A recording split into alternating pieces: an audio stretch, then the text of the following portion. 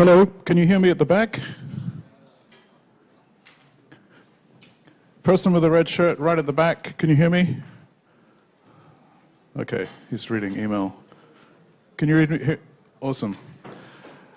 So, I think there were two announcements I wanted to make. First is we're working really hard to get you assignment 1. I hope there will be an initial version that you can get into by Friday, maybe Friday slightly later in the evening, but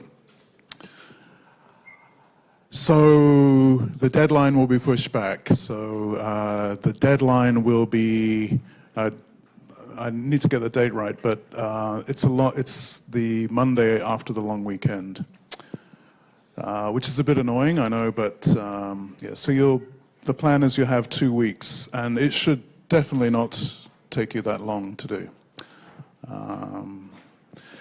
The second announcement is I'm going to switch to a different kind of forum. For technical reasons, the WebCMS 3.1 doesn't quite do what I want, so that is going to follow on once we get the assignment spec up. I'll invite you all to the new forum. I'll post a message, and then I'll migrate some of the messages on the old forum to the new forum. Basically, it allows us to do a few more things, so we'll try out this new forum. So that'll be happening around about Friday over the weekend. So by next week, we should hopefully all be on the new forum. I think those were the only two things I wanted to announce. So if you've been waiting for assignment 1, Friday, if you've been posting on the forum and not getting any replies, I intend for that to change. All right, so last week we got pretty much into the depths of linear regression, and it's quite a long bunch of notes. Unfortunately, some of them are quite dense, so essentially I was reading a lot of them. Hopefully that's not going to be the case as much tonight. I don't think the ensuing lecture is going to be as dense for you. I'll explain why I think that's the case when we get into it. But there are 1 or 2 things remaining in the linear regression stack, I guess, that I wanted to talk about. So they're, I wouldn't say minor issues, they're important, but they sort of just round out the whys and the wherefores of linear regression, particularly some of the things, if you want to use it in practice, I guess. So here, I did talk about this a bit, but only for univariate regression. So I'll just expand on that. So here, remember we said that the meaning of the weights, the coefficients, is that if you increase x, you will have a proportionate in the weights increase in y. So I think that's pretty straightforward because we can just think of this as a line, y depends on x. But we last time introduced multivariate regression. So for univariate regression, this is the first line. So we went over that last time, right? So that's back in what we did before. So the generalization of that is that the meaning of the BI when we have multiple variables, so 1 to m, is the change in y. So we'll just do it for the 2 variables here. The change in y for a unit change in x when all of the others, and there's only one other here, x2, are held the same. Okay, so this is, so I'm only showing you 2 here, but if you imagine you've got quite a lot, this is quite nice because it can tell you something useful about what you've learned from the data. In particular, you can start to do a sort of basic but quite useful what-if analysis. So you say, well, what if this changed by a certain amount? Well, the coefficient tells you what the change in y should be. So it actually goes beyond this idea that I think we all have intuitively. This is somehow related to the importance in the prediction, right? Because this is just a weighted sum. This is going to multiply whatever variables. So it's easy to see if this is somehow a linear scale, and you just increase this by a certain amount.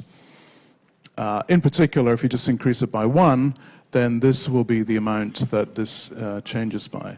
So to kind of do a what-if analysis for this regression model is quite nice, and actually it's a feature of regression that not many other models in fact share. So you will probably see this, you may have already seen this in applications. So if you go and work for particularly some organization that has built up a suite of statistical tools, they may well have used linear regression to do some modeling. It's widely used in econometrics, if any of you have ever had any exposure to that, or maybe you're going to go and work for, a financial institution of some kind, you might come across that. So that's a nice property of regression. So this is the generalization. So for any BI, not including the intercept, it's the change when all of the others are held constant. So we've got this sort of idea about what if, or, well, I call it what if. You could say it was a sort of controlled experiment, and widely used. Okay, so we talked a lot. Okay. I thought the mic was fixed. It seems slightly better, but it's not totally fixed. Okay, so we've been imagining that specifically for all of the development, X, the independent variables are all continuous. But very often in real data sets, that's not the case. So you have discrete things, male, female, high, medium, low, red, green, blue, lots of naturally discrete variables. So what do you do? Well, there are a number of things you can do, but the classic thing to do is simply do it's related to this one hot idea. So if I have n values, or let's say k values, k is usually relatively small, I will take the variable, and I will take the variable in the sort of data column, and I will generate k new columns to replace that. They will all be Boolean, and they will have 1 if the variable for that data item has that value, and 0 otherwise. So, for example, this is an example where, so having the drug, yes or no, and, well, if it's a Boolean, that's fine, 1 or 0. So in this case, y depends on 5 times the 1. Now, if the patient didn't take the drug, then clearly that would just not have any effect. So again, with the interpretation that we have, taking the drug has this 5-unit change in the dependent variable, which was blood pressure in this case. Okay, now, we talked about,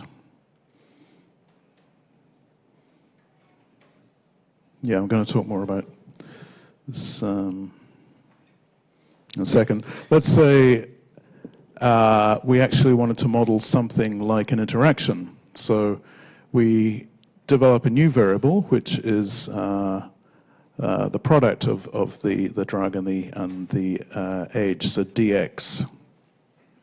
And this will also have a change in the model.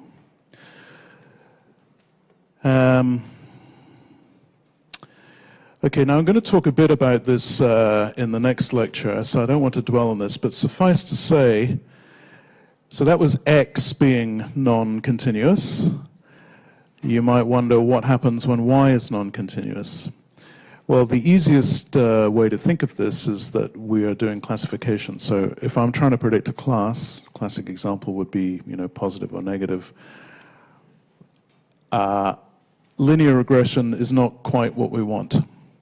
But there's an easy way to get out of that, which is, or a relatively easy way to get out of that, which is we take the dependent variable and we take the probability, essentially, and then we turn that into an odds, where the odds is defined in terms of this linear model. Okay, so that's the, if you like, the right-hand side of the regression equation. And then we can determine the probability that we have the class of interest, y equals 1 in this case, by taking e to the odds. So we now take this thing here. I'm going to show you this later on, so I'm going quite quickly over it. We take this expression, raise it to e, e raised to the power of this expression over this in the denominator. This has some nice properties. It's called logistic regression. It's not actually regression. It's better thought of as classification. The nice thing about this is not only can we do the two-class prediction, which is here, but we can extend this to multiple-class prediction using a thing called softmax.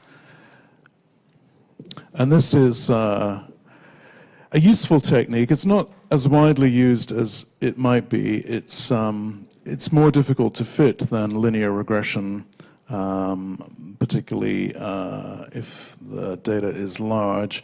But the important thing about it is that it, or the ideas behind it, are used in many other machine learning methods, particularly probabilistic models, and we'll see some of those down the track. Okay, so you may have heard of logistic regression. That's what it is. Okay, so here's some examples of some problems that may arise with the linear regression model. Now, I don't want to spend too much time on this, but I want to point up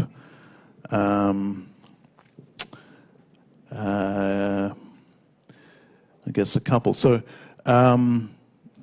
this is clearly a linear relationship, so that would be fine. Here are some examples where it's not. So this is nonlinear. This is nonlinear. Maybe this is a log. This one's interesting. You may sometimes see data like this if you plotted it out. So what seems to be going on here is that there is a time series, if x is in fact time varying, or in any case there's some sort of sequence and it seems to repeat. So that's not, linear regression is not quite what you want. It would give you something, but it wouldn't model the thing. I'm not going to talk in much detail about those here. I'm not going to talk about this. This is for background. Remember, I'm starring some of these slides, and as I said at the beginning, these are just as background. So what I do want to address is this. So this is linear. I mean, the framework that we've developed is linear, so we fitted a line, and that had that nice linear algebraic formulation. But in actual fact, it's quite often the case that the natural form that the data arrives in for you is not, there is no, certainly no meaningful linear relationship. So there are lots of things you can do. The thing that I'm just going to mention on these slides is very useful to know about. I have to say that machine learning people don't actually do this very much. This is more of a thing that is done a lot in statistics. But I do suggest you store it away in your memory bank because it's useful. I'll just say the reason why machine learning people don't do this very much is they say, you know, nonlinearity, we can handle that. You know, let's build a 30-layer deep network. But maybe that's overkill. The sort of niche that this fits into is the following. You either have data that you can visualize, so the dimensionality is not too high, at least for the key dependencies, or someone tells you, someone who's familiar with the data and the problem, tells you, oh, well, you know, you should really consider maybe putting in some polynomial versions of these or some other transforms, or a great one that people hardly ever remember is to take differences of the values between variables, or ratios, or you know, logs, or whatever it might be. There are lots of simple functions that you can apply to your raw data columns, if you imagine a spreadsheet of your data, and you get new variables very, very easily. Now, why would that help? Well, here's an example. So let's say we had a nonlinear dependency where there was some curvature in the relation between the x's. So if you simply take the square of, invent a new variable called x2 in this case, and it's simply the square of the values. So in every column, in every row, you now have a new column where it's the square of the previous column, something like that. And you know, you can generalize that. So you can take products of polynomials. So here we have you know, simple products where you have each variable raised to the power of one of these B1s or B2s.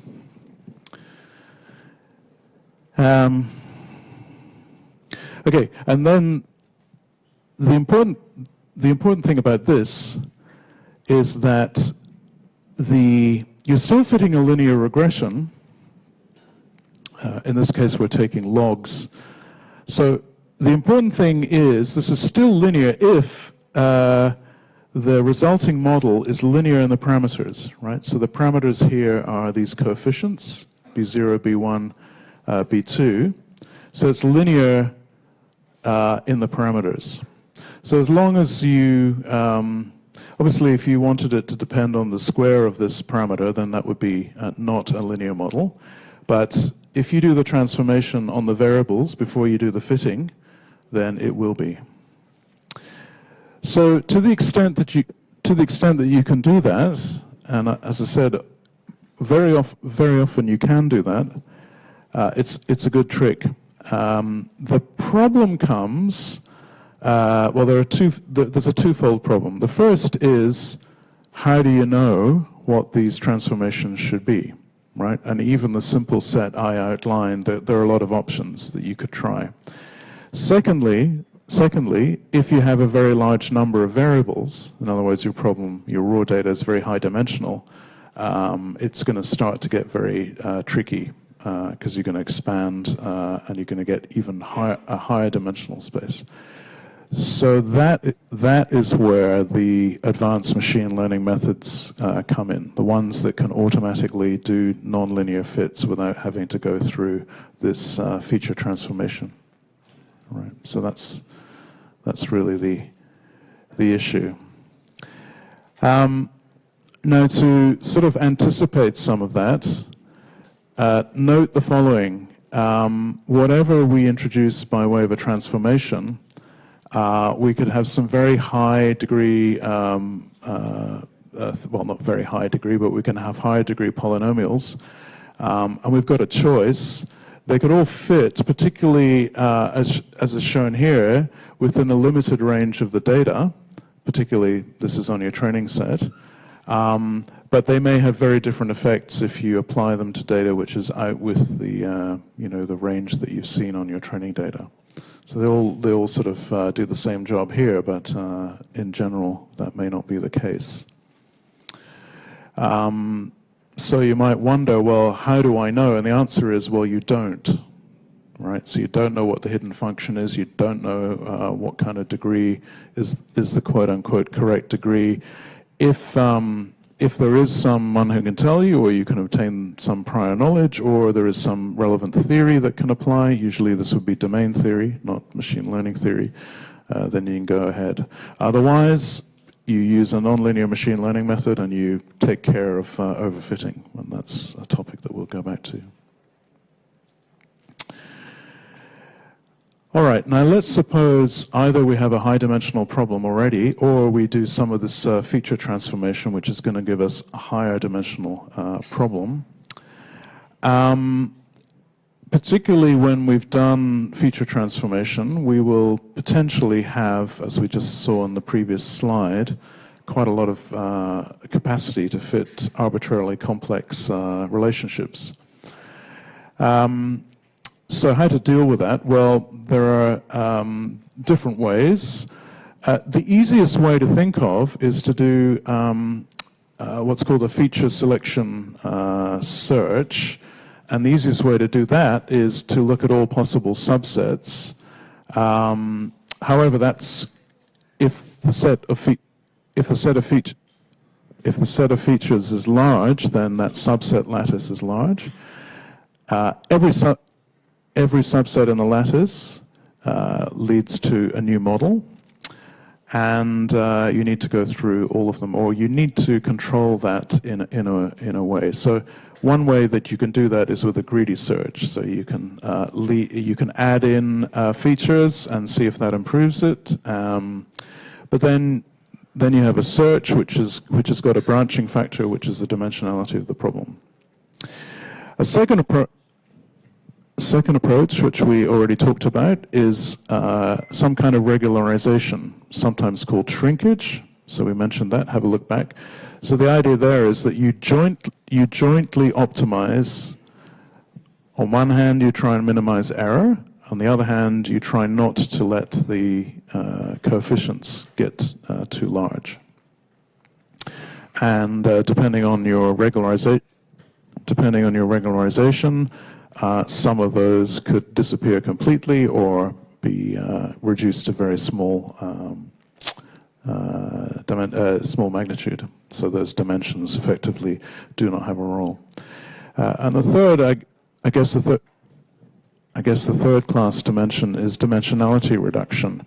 That's an intriguing approach. Has advantages and disadvantages. Basically, the idea is if you have a high-dimensional data set, you try and project it into a new feature space. And the idea there is that the new feature space should be, in some sense, sufficient, but of low dimensionality. Right. So you do better there. So just quickly on model selection, I don't want to go through this in too much detail. As I said, it's implicitly a lattice, so you've got all these possible subsets, either the intersection or the union. We can search a graph. We know about well, any of you have done graph search before, know lots of algorithms.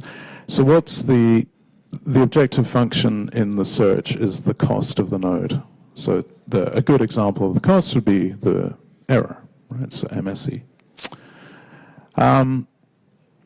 So for regression, in regression, the classic methods are forward selection or backward elimination. Forward selection is you start with no or one feature and you greedily add new features. So you keep going as long as MSE is decreasing, and then you stop if you can't get any improvement. Backward elimination is just the opposite. You start with all of the dimensions and you drop them one by one. Or you can start in a stepwise method, which is a sort of combination of both of them.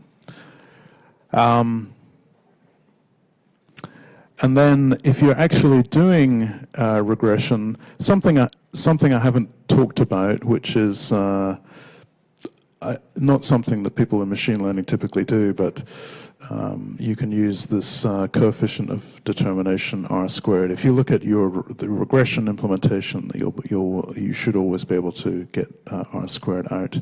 And people talk about regression models in terms of the R squared. I caution against that. I don't think it's particularly helpful. I mean, you can tell whether it's good or not, but that's about all. And we talked about shrinkage before. Okay, just a couple of issues to do with prediction. Now, again, in regression, it's useful to use regression to think about this because we know something about regression. In particular, we know that the line sits on the mean of, we're back to univariate, but the same is true in higher dimensions. We know that the regression line fits on or goes through the mean of x and the mean of y. So let's now think, well, okay, maybe what am I going to expect if I move away from the mean? Right. So if I move away from the mean, I'm trying to predict the value of x, and it's not that close to the mean.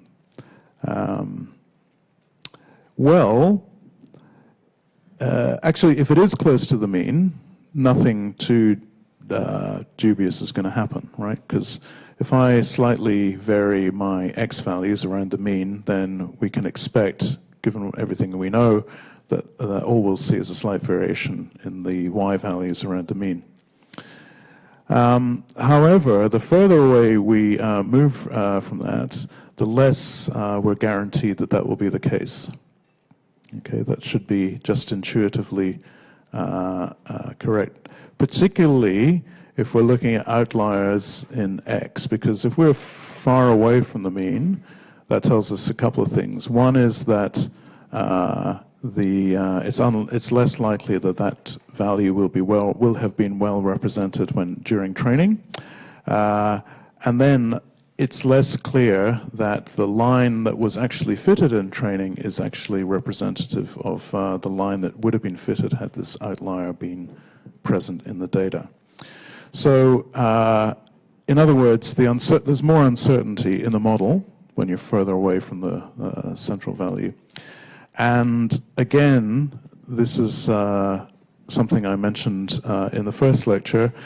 When the data that you're doing prediction for is less reliably close to the training data that you use to fit the model, then you're less likely, or you should be much more cautious about the predictions that you make. This is an extremely important point. I guess many of you already know this, but it's worth reinforcing. Okay, so that was linear regression in the batch sense, the classic situation where you're given a bunch of data, and the problem is find the best fit by minimizing mean squared error. Many algorithms exemplify that approach. Here's one that doesn't. I mentioned this in the first lecture.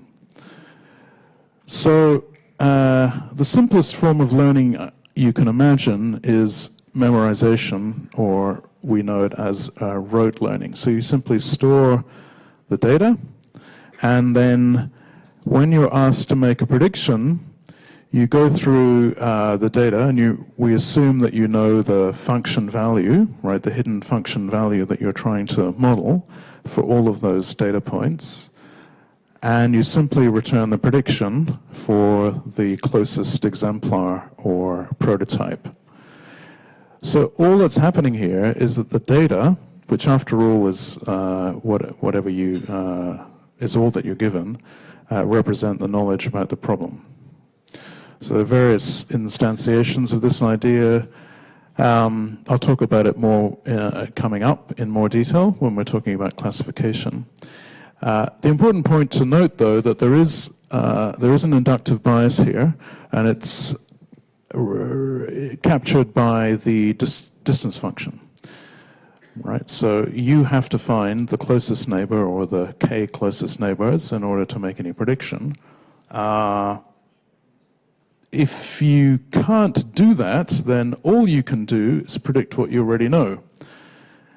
So even this simple algorithm captures something important about machine learning. Remember, we talked about generalization. All the generalization here is based on the similarity function. Now, similarity function's an intuitive idea, but sometimes it breaks down, and you have to be careful. But to the extent that it's possible to do prediction based on similarity, this will do a pretty good job, actually. A term that's sometimes used is lazy learning, and I mention that because I just want to reinforce the fact that you don't build an explicit model, right? So you don't have a network, you don't have a graph, you don't have a tree, you don't have a linear equation. You don't need any of that. You simply have the data and your distance function. So here's the algorithm. I store up the examples. So I have a bunch of examples. Each one is an X vector in general, and then it's given a function label. Okay, F is the hidden function that we're trying to learn, and all of those instances are labeled with that function value. And then to do the prediction, I assume I'm given a query instance. I'll call it X sub Q. And then I'll assume that I can go through the data set. I'll assume that I can go through the data set, and I will find the nearest exemplar, X sub n.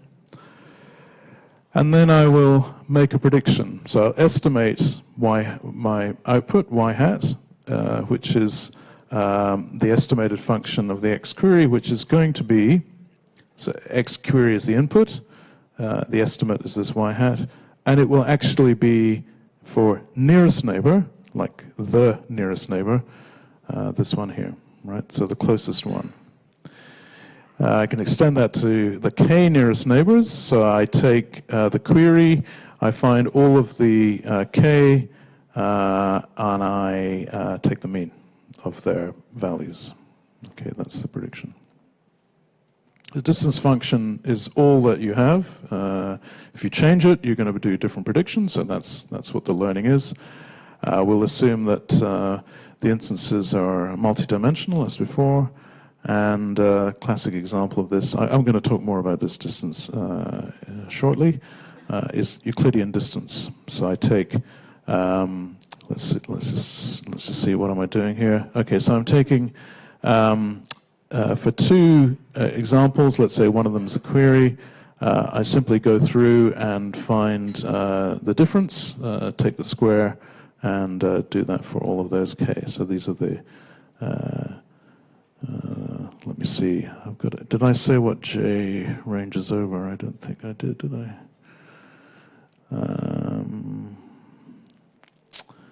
Okay, so by xi, yes. So here, this xi and this xj are the feature difference.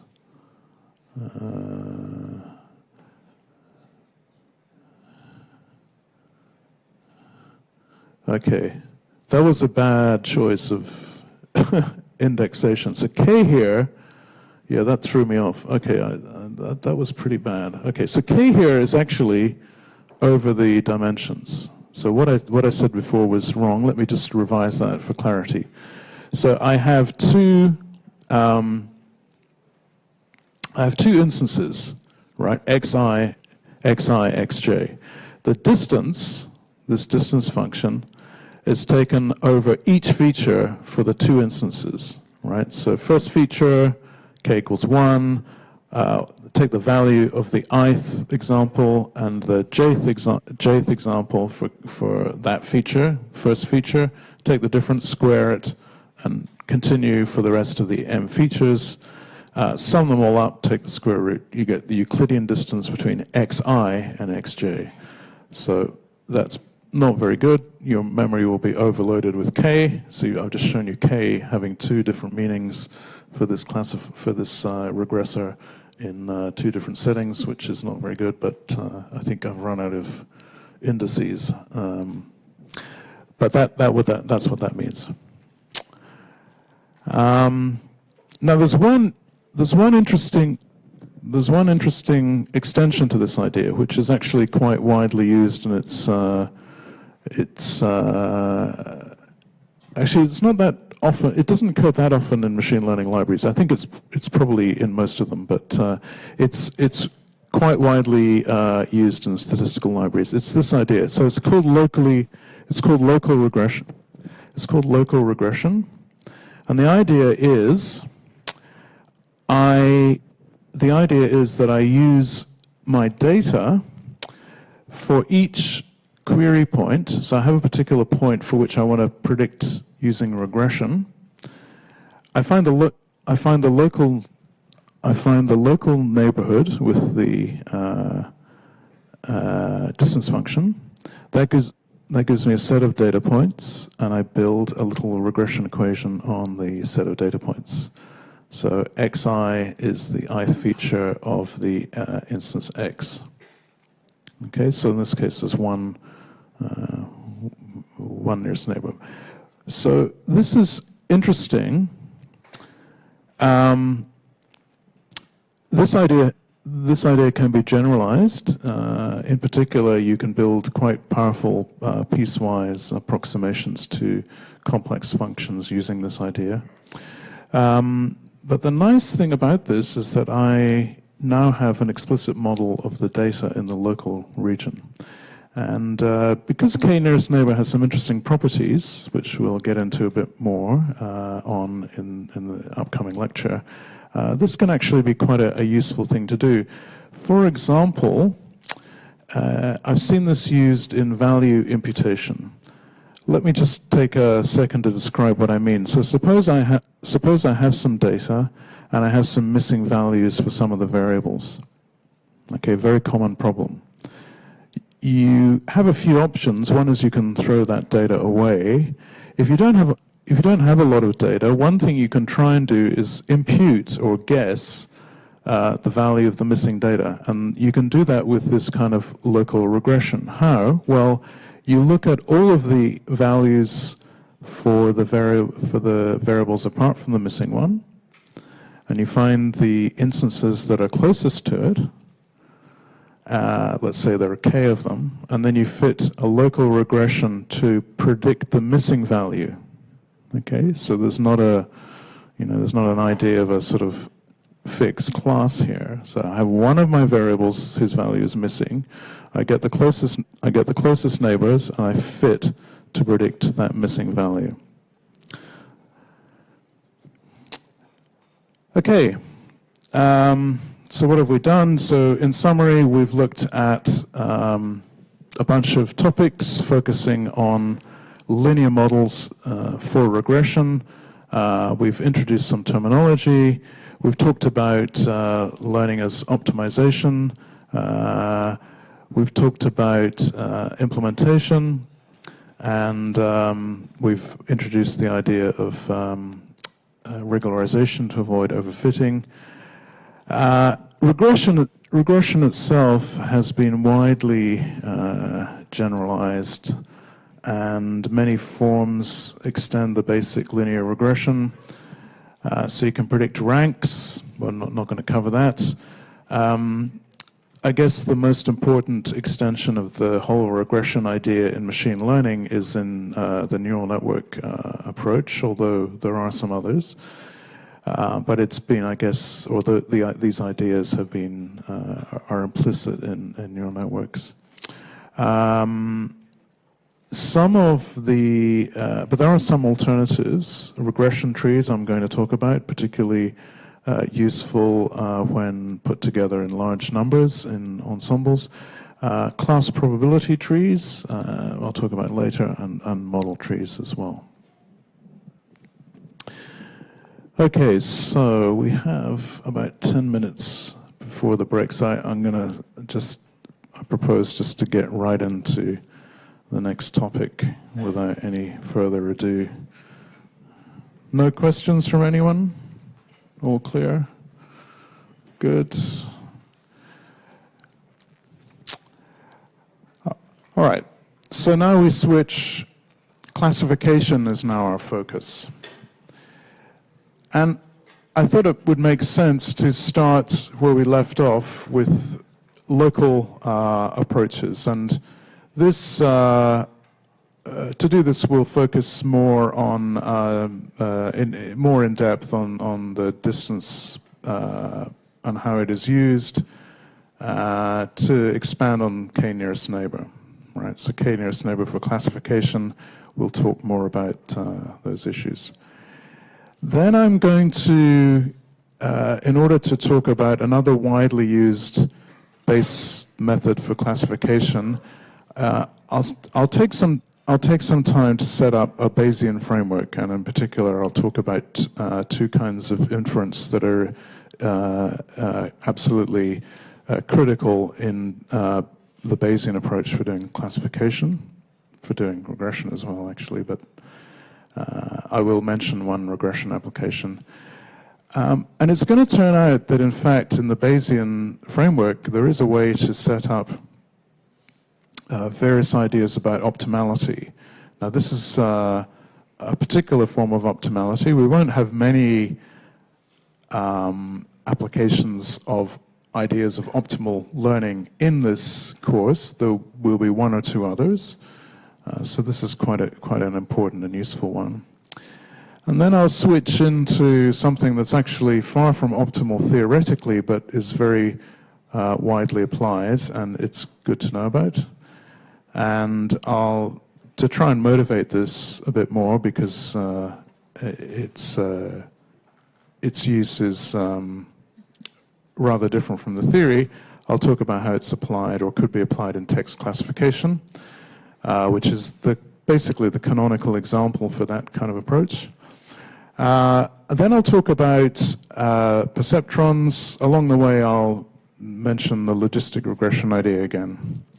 Now, when I was looking at the slides, I realized that some of them are definitely also more for background. So I've left them in for completeness, but where they're marked with a star in the title, this is for background only. So let's introduce and define what we're talking about. So classification, which is or was originally in machine learning called concept learning, and learning theory still uses that terminology, so it's useful to know about. Classification methods dominate. So why did we start with regression?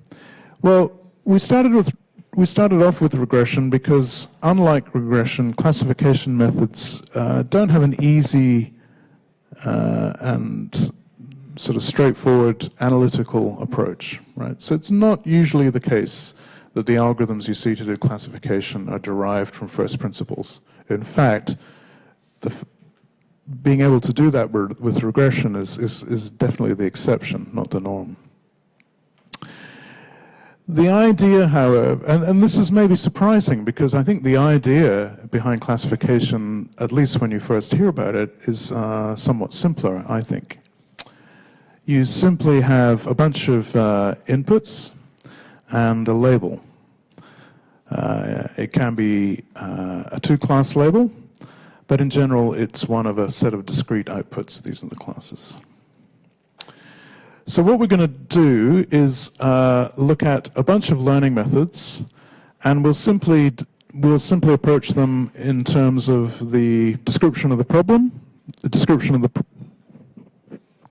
the problem, how to set them up, how to solve them, and in doing that, I think you're going to see that there are some underlying principles and ideas that are shared with other approaches. So one way to do that, and I definitely accept that this is, there are many ways to do this. The way that we're going to follow is that we will start by focusing on classification methods that can be, at least in some sense, viewed as linear models for classification. In some cases, that's more straightforward to see than others. And in fact, I'm not going to spend a lot of time, or in some cases any time, explaining why they are viewable as linear models, but in fact they are. And the reason why is that later on it should be clear that when those restrictions are lifted, you get access to much more expressive and hence more powerful classification methods. And I should say, I guess, that again, at this level, a lot of the ideas come from older methods, and in many cases they come from statistics, but have been kind of merged into machine learning. Okay, so what can I do that's gonna give you a suitable stopping off point? All right, let's just jump into K nearest neighbor. Okay, we said before it's essentially a storing up of examples and then find the most closely resembling, those most resembling the query. And there is a relation to other distance-based models which are not supervised learning. All right, so I mentioned distance. So here, here's the general setting for distances. Who's seen this before? Not that many. Some, not that many. Okay. All right. I believe this is pronounced Minkowski, but I can't guarantee that. Anyone knows better, please correct me. It's a generalized distance measure, and it looks a little bit involved, but it's really not. So you're all familiar with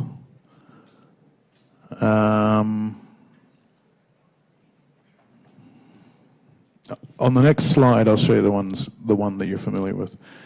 So what do we have here? So we have data, x, right, just the data, nothing about the output, so this is like the input of the function.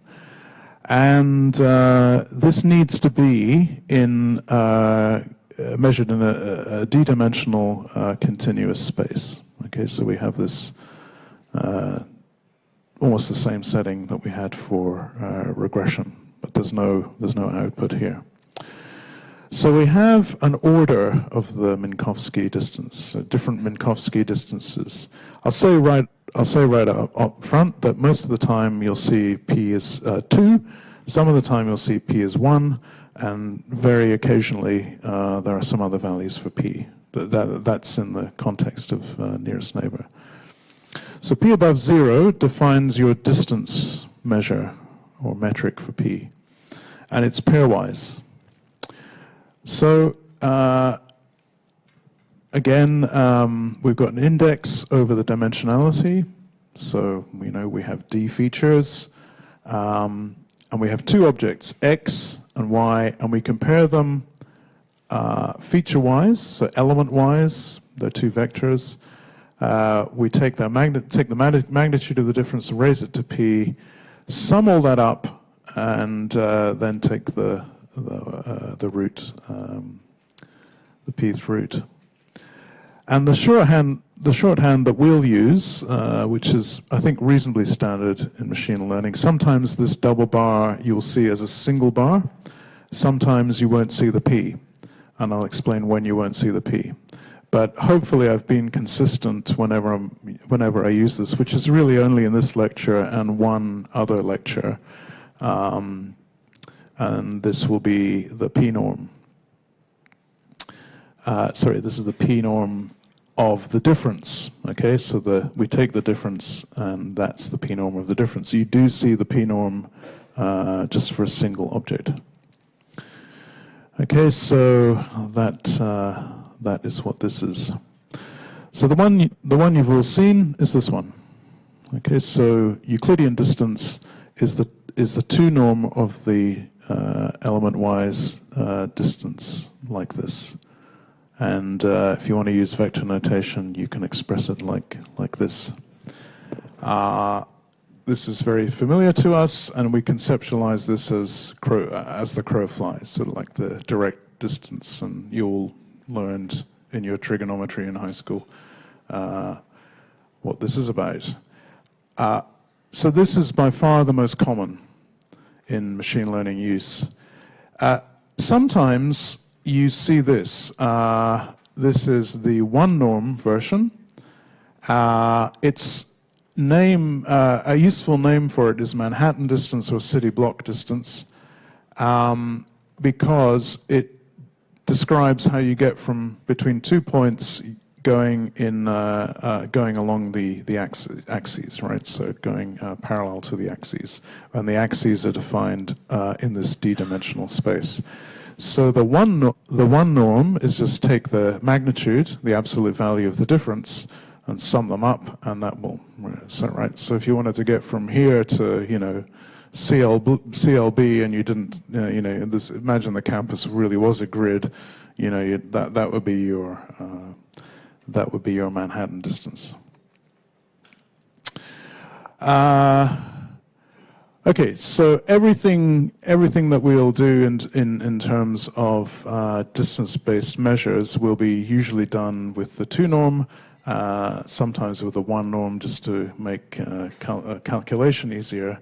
There are some other norms, but let us, at this point, take a short break of about 10 minutes, and we will resume.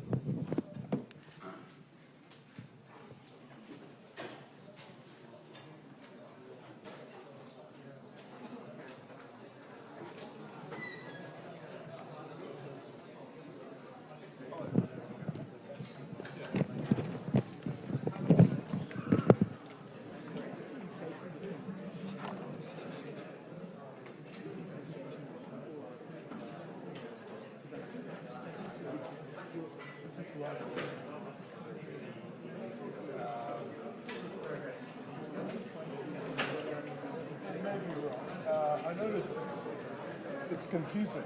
It may also be wrong.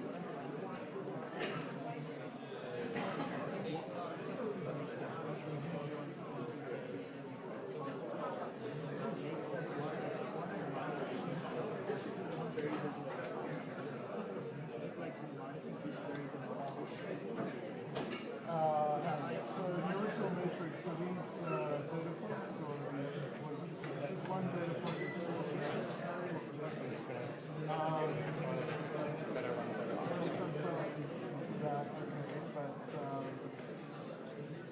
So you then, the difference would be between the other ones.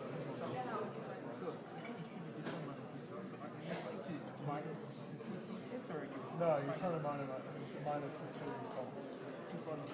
Okay, but the 2 columns can be different. Oh, no, that comes right. So I thought this is height. No. This is height, this is weight. Oh, okay. So, right. Height, okay. Well, in the transpose, it should be, in the transpose, there should be differencing rows. Alright? So this is minus this, this is minus this, this is minus this. So it's doing an element line. So that would be the distance between those components. It's saying that IK minus JK, right? Yeah, the notation is not the best. Hang on, let me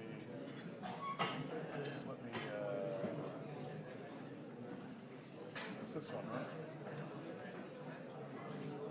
Would it be IK minus IJ? So xi is, you know, one of these, 1 to 5 or whatever you've got here. Xj is also 1 to 5. Oh, so J is inside. Yes, so xi and xj are 2 similar. They are the same dimensions, and you're trying to measure the distance between them. So I'm doing element lines. The thing here is over the dimensions n. So this is an n, but each instance is an n vector of feature values. So over those, find me the feature value for find me the k feature value for a distance I. So like object I, and the same for object j. Take a different square, sum of over those.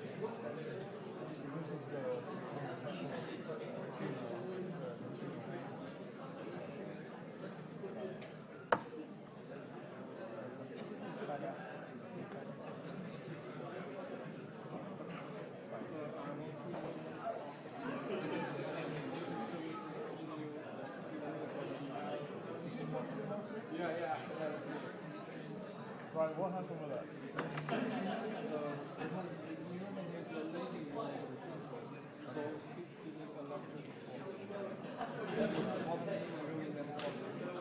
I can't remember if he emailed me. Did I reply to him? Yeah, you just emailed me. You emailed me just I can't email the request the course. Oh, okay. So I Just email me again. yeah, I will email you again. Oh, okay. I must have missed that second. It's basically Okay, so you need an approval for... yeah, probably you. Hang on, what's your name again?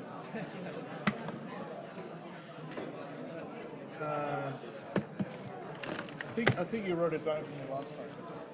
Just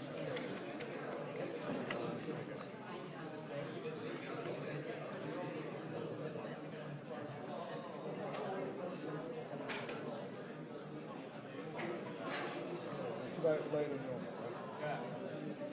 Okay, put down. So, later normal.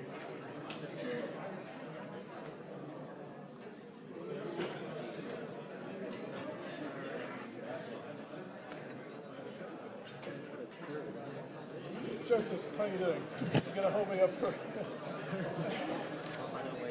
No, it's alright. Just a quick one, because I don't want to.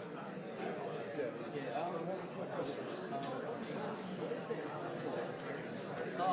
Okay. So the idea is that for this kind of local learning, you store the data, and then to do a prediction, you're given a new data point for which you don't know the value. That's it's called a So we give it data point, we don't know any of its data point values or feature values. No. We know all of the feature values. We just don't know its label. We don't know. So it's like, if I'm trying to predict. Well, let's say I used this example before of high school. So I've got number of bedrooms, so then I just go and find the closest house described according to those features, and I will get K closest, like 7 closest, or 5 closest, or 3 closest houses, and I take the mean of their prices and I return that. So the query instance in that case is a house described by the features for which I haven't got the price that I want.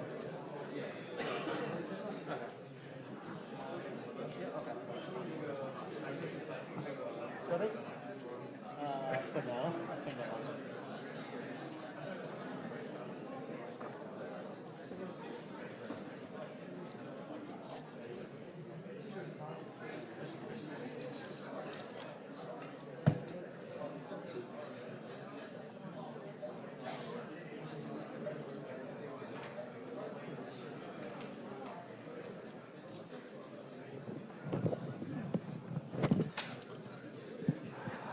All right, let's resume.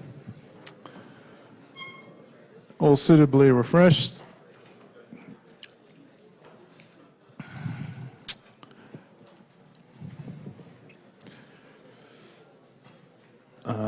Oops, I've just gone back to, let me just.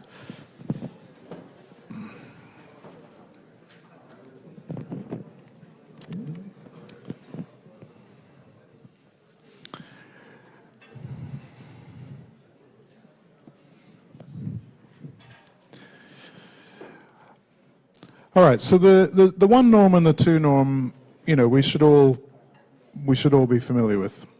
However, because Minkowski distance is this very general formulation, I'll just throw in this as well.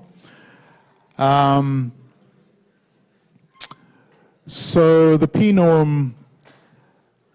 Well, let's just think about this. Maybe this will help building some intuitions. I've got a few examples which hopefully will help. So as p grows, then let's just go back. So, for the 2 norm, we square it, take the difference, square it, and then take the square root of the sum of those differences. But as p gets bigger, so we're going to take this difference cubed, and then take the cube and the root and so forth. So you can maybe see what's going to happen. So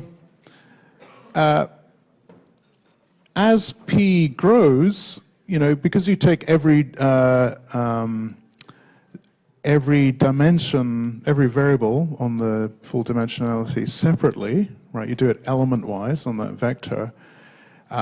If p is very large, you're raising that difference on each dimension to quite a large value. Yes, you take the pth root of that, but what's going to happen is that the largest coordinate-wise distance will dominate the overall distance. So this is not something that I've ever seen used in a practical algorithm, although I have seen it mentioned as a sort of ideal case. But the so-called infinity distance between between two objects, x and y, is going to be approximated, or is going to be the max of the magnitudes, right? Just by this argument here. And if you see the term Chebyshev distance, that's what this is. And another one that you sometimes see, and again, I haven't seen this often, but I have seen it. People will refer to the L0 norm or the 0 norm. What this means is that they simply count the number of non-zero elements, and it's not actually a Minkowski distance in the same sense as the other p norms, but it's defined by this. Okay, so this is the identity. This is the indicator function, which is 1 if the thing inside is true. So when they're equal. So. Right, so every time they're equal, then that counts 1. So that is the number of common elements. And just related to that point, if we don't actually have a sort of matrix space, but we can Booleanize it, or in some applications, particularly in bioinformatics, when we have characters, we can still apply distance measures. And that's very important because if you have, for example, strings, well, let me talk about the first version. So if I have binary strings, right, and the strings can be different length, but the easiest way to see it is to imagine using a distance called the Hamming distance. The Hamming distance is the number of bits that need to be flipped to change x into y. And then there's a more general idea, which is called Levenstein or edit distance, which you've probably done in your programming assignments in various courses. So if you have strings of unequal length and you have a general alphabet of characters, you can still measure similarity. Why do I mention this? Well, it's important because sometimes you get data and you're trying to do classification, and the data is not naturally embedded in a vector space, right? So you don't have a fixed set of features, and all of your data is measured in the same width, the same dimensionality. If you have two arbitrary strings, and you want to say, well, what's the classification of one of these strings? Then I find the closest. Sorry, let me reverse that argument. If I have a string and I have a set of strings in my training set, each of which has a label, and I want to predict for a new string which does not have a label, I can do k nearest neighbor with edit distance, because I simply find the closest string according to the edit distance, and I don't care that I don't have the same number of features. And that's a really useful thing. Another example that you would imagine doing that is with text. Okay. Now, I debated how much I was going to talk about this. Mostly, I've put these diagrams in for you to read offline because they simply expand on this idea of distance. But however, there were a couple that I wanted to refer to. So let me just find the one I wanted. I can't find it. Where's it gone? Is it this one? Actually, maybe this one.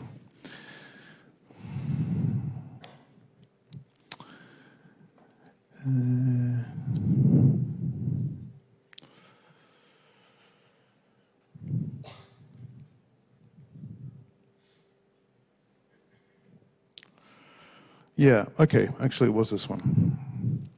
So let me get into this. So what we have here is a bunch of different p-norms collecting points, and they're color-coded. So we need to get the coding right. So the Manhattan is the red one, which is easy to see.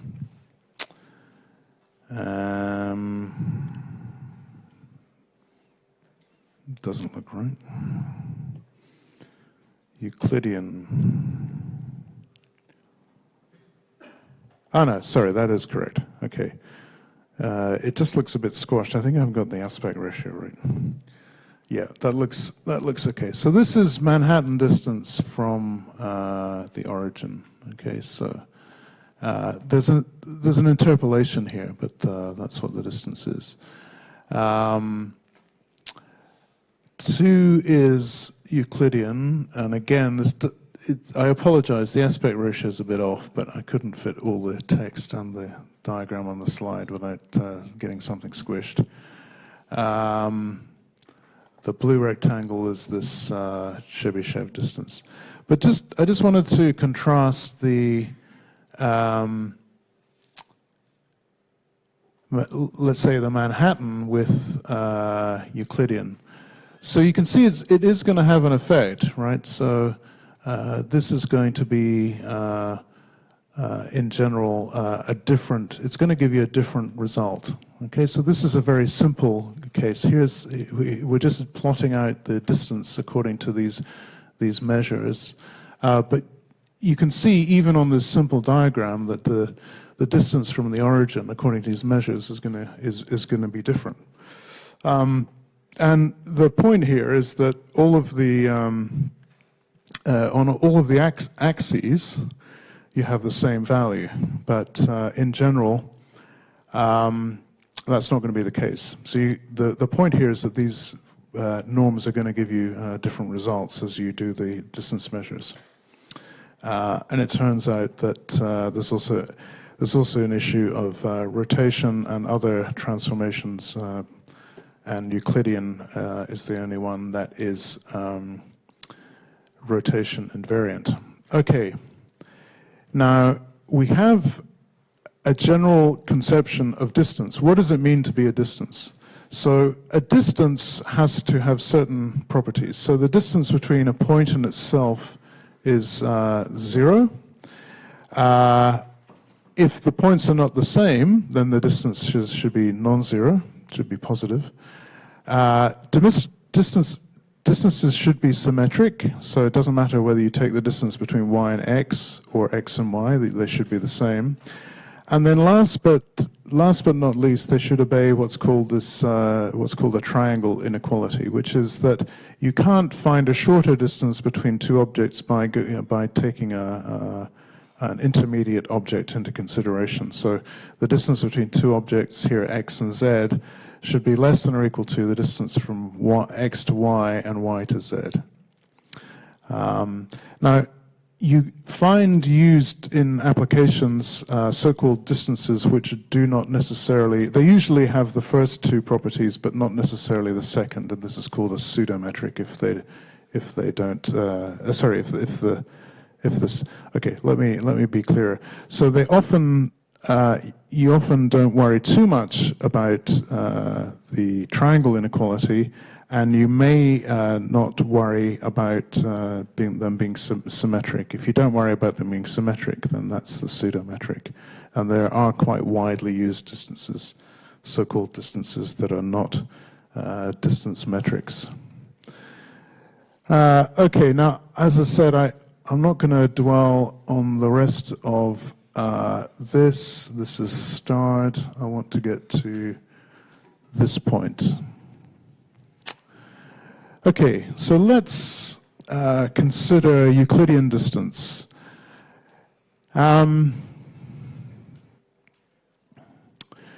Okay, so if I am using Euclidean distance, it turns out that there's a property of Euclidean distance that is useful in the following sense. If I have a set of points, right, we'll just call them D, and I have the points in this Euclidean space. I'm going to do a Euclidean distance. It turns out that there's a particular point, which is the mean or the centroid, just the arithmetic mean in that space, in that d-dimensional space, or I haven't actually said what the dimensions are, but in that space. And that has the particular property which is that it minimizes the overall set of the overall distance to the set of points. Okay, so in some sense, this summarizes the set of points, and importantly, if I actually then want to do something with that centroid, then I can. And you might guess what the thing is I want to do, but let's just check that we're clear about this. What's the setup? So I have D points, and each one I'll just call X. X is a vector. And then I posit the existence of a point Y, and I'm going to measure the distance according to the 2 norms squared, right? Remember, this is the 2 norms. So I take the square of the difference, sum them all up, take the square root of that, and then I square that. Okay, so that's a little bit strange if you haven't seen it, but that's what that is. And that is what we're going to call the centroid, mu, in this case. So this thing here is the 2 norm. Okay, this point Y, or the point Y for which this is minimum, right? So arg the minimum Y is going to be the centroid. Okay, so how do we show that?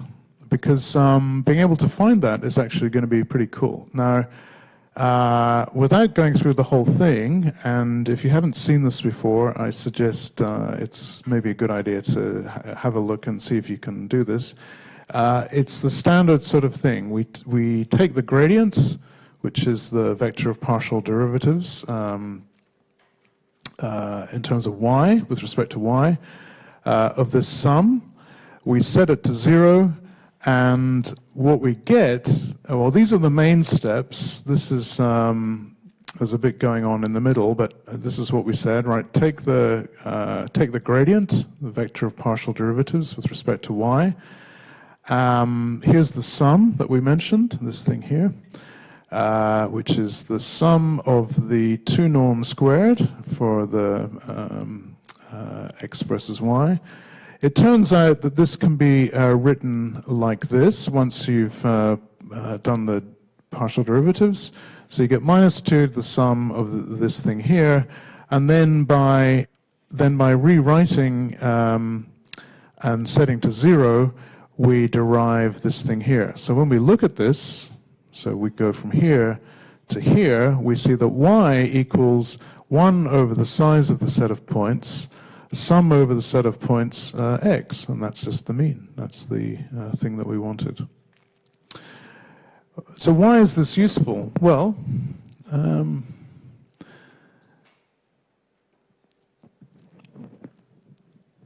clearly, if we take the centroid of a set of points, in some sense, we are doing finding the best summarization of these points.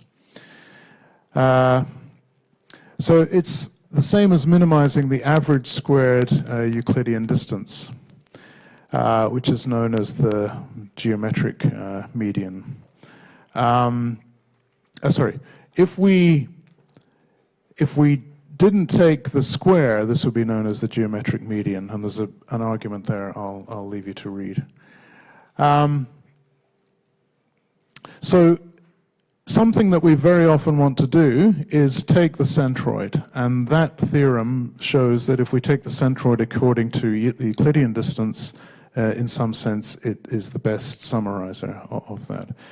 Now, in terms of classification, I don't have slides on the basic linear classifier that I showed you in the first lecture, but I'll just remind you of it. If you can remember, we had two sets of points, a positive and a negative, and what we said there was if you take the centroid of the positive and the centroid of the negative, and you find which, and you have a point to classify, then the closest centroid is the classification that it gets. And so this thing I've just showed you illustrates why that should be used. Now, there's one objection to using the centroid, and it's the fact that the centroid actually isn't present in any of the data points. So one thing that you may instead want to use, is sometimes done, is the thing called the medoid. So the medoid, by analogy with the median, so the medoid is like the centroid, but the medoid is an actual data point, right? So it occurs in the data, whereas the centroid, which is the thing we just derived, does not live in the data. I mean, it may, but it's extremely unlikely. The issue of the medoid is that it's a little bit, it's not quite as easy to determine. Okay, so here is a very simple illustration in terms of data points of the effect of measuring the centroid, which is the thing we derived, the square, the two norm, the two norm centroid, the geometric median, which is just described on the previous slide, and these medoids. And I guess the point to take away is that they're all going to give you slightly different values. So there is no one clear winner, except that the centroid has that property that we described. So here's that note about the basic linear classifier. So remember we said, and it's back in the lecture 1 slides, if you have these two sets of points, what's actually going on there, or another way to think about it, we described it as finding a vector, weight vector, and you project along the weight vector and make the prediction. Another way of thinking about it is, and there's no explicit decision boundary, is I take my x, and then if I'm closer to the positive centroid, then it's positive. Otherwise, if I'm closer to the negative centroid, then it's negative. If we're using this Euclidean distance, then we're going to get effectively the same decision boundary. So that linear classifier can actually be seen as minimizing the squared Euclidean distance and then applying a nearest neighbor rule. Now, this means that nearest neighbor rules can be seen, we're going to get to nearest neighbor rules in a second for classification. Nearest neighbor rules can be seen in terms of hidden decision boundaries. So if we use nearest neighbor, we see here that depending on which point you land on, if there are two instances here, two exemplars, then the decision point is the perpendicular bisector of those two exemplars. So if we land here, we're always going to classify according to the blue. If we land here, we're always going to classify according to the red. Now, if I change, and that's the Euclidean distance, if I change the distance measure, you still get the effect of an implicit decision boundary, but it looks a little bit different simply because of the difference in the distance measure using the L1 norm, the 1 norm as opposed to the 2 norm, which I showed you before. So you have these, so this is L1, Manhattan distance.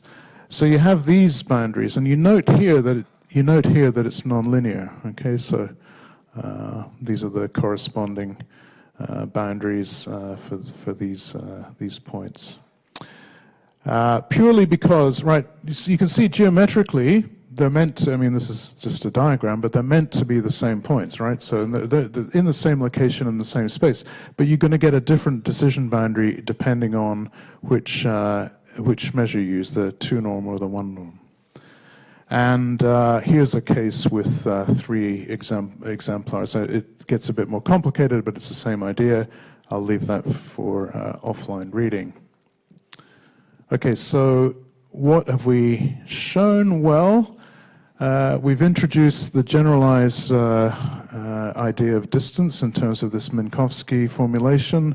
We showed that the 2 norm version is Euclidean, familiar and very widely used Euclidean distance. The 1 norm version is the Manhattan distance. I didn't talk about Mahalanobis, but that has some nice properties. The problem with it is that it's more complicated to compute, and it's not actually widely used. It's certainly not widely used in nearest neighbor classification. It does come into things like clustering, but it's there for you to read about. So, and we talked about the difference between centroids and medoids. So, on to nearest neighbor. So nearest neighbor. Once you've sorted out your distance measure, it's very simple. It's the same basic story that we've just looked at earlier in the regression context. So we have, and I think I'm using the same notation here, so it should look identical. So we have data. We have the function, hidden function, which for classification, this is obviously going to be a class. Given the query instance, we'll call it xq. Now, by the way, just on notation, I sometimes distinguish an instance from an example to just be consistent. When I'm doing that, I'm talking. When I say instance, I'm talking about the data part, not the label. So, a labeled instance is an example. Okay, so that's sometimes useful shorthand. So, if I'm given a data item for which I want to predict the value. Right, I don't have the value. This is something in my test set or some unseen data. That's what this query instance is. So I want to find the closest neighbor, which exemplifies the function in that metric space, and then I want to predict based on that. So this f hat is just the function value that is known for the nearest neighbor, xn. And I think, as I said, this notation is what I had for regression.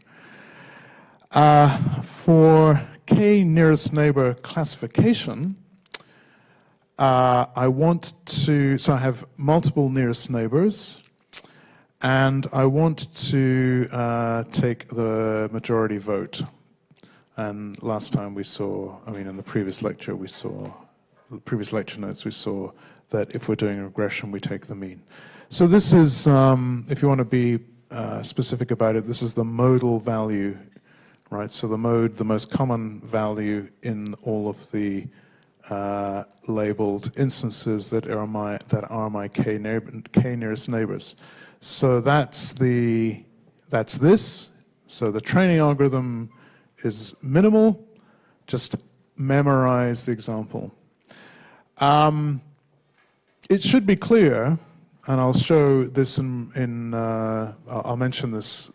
Shortly, it should be clear that what we want is representative examples, representative of this function. Okay, so to the extent that similar values for x lead to similar values for y, that if I keep adding a lot of examples of that form, that's going to be redundant. It's not actually going to give me that much information. So intuitively, what I want this to do is be representative of the hidden function. So I want points specifically in the metric space where the function value is representative of that point. Or another way of saying that is if the function value changes over the metric space, I want I want points, data points, to exemplify that, right? So everywhere the function changes or every significant change in the function, I need to have values for that. If I don't, if I have that, then I'll probably get pretty good coverage of the function. If I don't have that,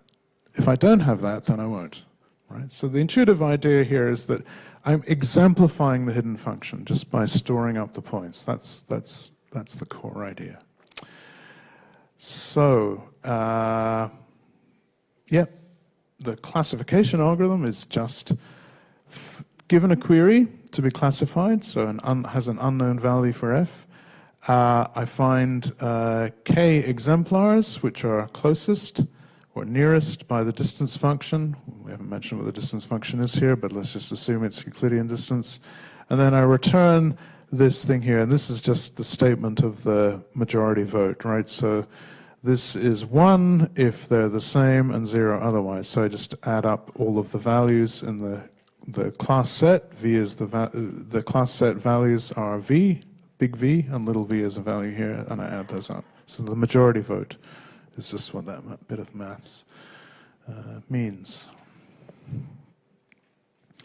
So a simple diagram, I showed you something like this in the first lecture. So on the right here is the one nearest neighbor set of decision boundaries. This is a version of the diagram I showed you in the first lecture. Here you see that there are various exemplar points. Wherever, if I'm doing one nearest neighbor, whenever this is the closest one, this is the value of the function, right? So this is what I was just talking about. Where the function changes, so if all of these had different class values, I would be pretty well set, right? So I'd know if I got in this region, I'm going to be closest to this one, and this is going to tell me what the class value is. Similarly for all of these. If that's not the case, then I'm going to have problems, right? So if I have, a missing point in here, or actually on this decision boundary, where the class values, vary, maybe it's not the same as this, then that's going to be an error. Similarly, if I have a point in here where this is not the class value, like there isn't a point in the training data, but in the real function, there is a point here with a different class value, I'm going to make a mistake. Is that clear? Do you see what I mean? I'm sort of waving around a mouse there, but is it clear what I mean? Any questions about that? No? It's all obvious? Good. Okay. Right? That's what we mean. There is a set of data, and to the extent that it's representative of the hidden function, these decision boundaries will do the classification that we want. If that's not the case, it's not going to be very good. So here's the thing. The more data I have, the better, particularly if I have a complex function to fit. And if I have a complex function to fit, but I have enough data, this method should actually work pretty well.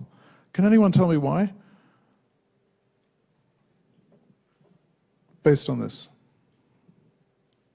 If I have enough data, this very simple method should work pretty well. Can anyone tell me why? Just based on this Voronoi tessellation. Yes?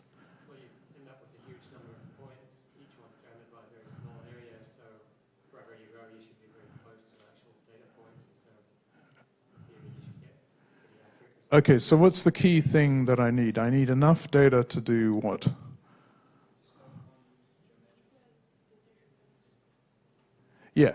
Yeah, that's right. So I think that was your point, right? So if I have enough points that I'm always close enough to one that is sort of representing the correct value, I'm fine. And this should actually work as well as almost anything, right?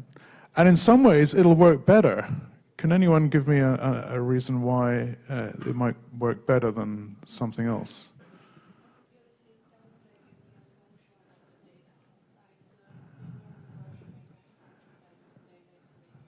Yes, excellent. Okay, so the answer was, this doesn't make the same strong assumptions about the data that models like linear regression do, right? So they assume that there is, well, we're doing classification here, but they assume that the function has a particular form which is linear.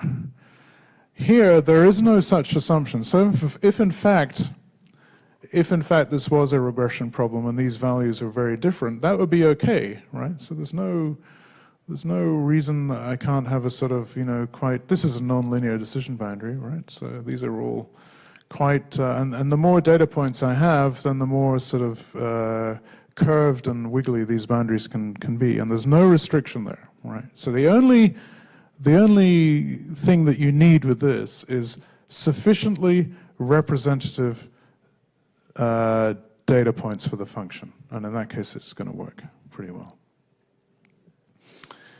And I'll mention later that there is actually under certain conditions you can make quite a strong claim about the error of this thing. And here we're just showing the effect of varying the number of neighbors. So if we vary k, so k here is 5. Obviously, we choose an odd number typically because if we're doing a majority vote, then we don't want any ties. But if I said, okay, so what's the classification for 5 nearest neighbor for xq? Minus, yes. What's the classification for 1 nearest neighbor for xq? Plus, yeah, that's right. So the idea should be that k is chosen so that it somehow balances out the possibility of noise. But if you obviously set k higher, then you're going to have more points, and so you're going to be taking the majority vote over more examples. And we're actually going to see that you can characterize that story in a particular way later on. Okay, so this is a bit redundant because we already talked about Euclidean distance, but I'm just introducing a slightly different notation. So here's Manhattan. Okay, so I'll just mention, I'm using slightly different notation here. So this is the particular feature value of the instance xi and xj. So it's the same formulation but a different notation, and I'm using that for a particular reason. So now I'm just going to talk about we've basically covered the nearest neighbor idea, right? So once you've got the distance measure and you've done some considerations about the representativeness of the examples and the setting of k, that's really all there is to say. But there are one or two things to mention that are good to know about. The first is, and this relates to the metric idea where we looked at those distance measures. If you have different attributes measured on a different scale, then this can cause problems with the distance. Actually, let me turn that into a question to you. Why would that be the case, do you think? Is the question clear? Why? The one that is measured using larger numbers will just happen to have a larger influence just because the numbers are bigger? That's exactly it, yes. So let's say I'm measuring, I don't know, something. Let's just use dollars because, I don't know, I can't think of anything better. So, maybe I'm measuring distance between something and something, and I have different dollar value variables. Let's say one is in the range, $1 to $10, and the other is in the range 1 million to 10 million. Right? Obviously, well, which one is going to dominate? Which one is going to have the most effect on the distance? The millions, yeah, right? So a difference of, even 10% of a million is going to dominate the difference between the dollar value of the 1 to 10, right? So you have to be careful with that. So you can normalize them quite easily. Here's one way of doing it. There's a big problem with non-numeric attributes because this thing lives implicitly in a metric space. Okay, so I have d dimensions and everything's supposed to live in there. If I have nominal attributes, then everything's either 0 or 1, and that could be a problem. There is an issue with missing values because if I measure my objects and I have one of the objects, or in fact both of the objects, but if I have one of the objects that has missing values for some of those features, then how can I compare it in terms of the distance? I can't. So you can do different things. One is you can assume that they're maximally distant. Obviously, you can ignore them. But if you have a lot of missing values for variables, that can be a problem. Okay, so you should consider nearest neighbor if you're naturally living in a metric space. It says here less than 20 attributes per instance. I'll talk more about that. That's not a hard and fast rule, but basically the idea is that for high dimensional spaces, this is maybe not the best approach. You can do some feature reduction, okay? Sometimes you can reduce the number of attributes. As we just said, you want a representative bunch of data. So you want a lot of training data where possible. And obviously, if you want some kind of explanatory model to be generated by your approach, then this is not the best idea because it won't do that. So it's been around for a long time.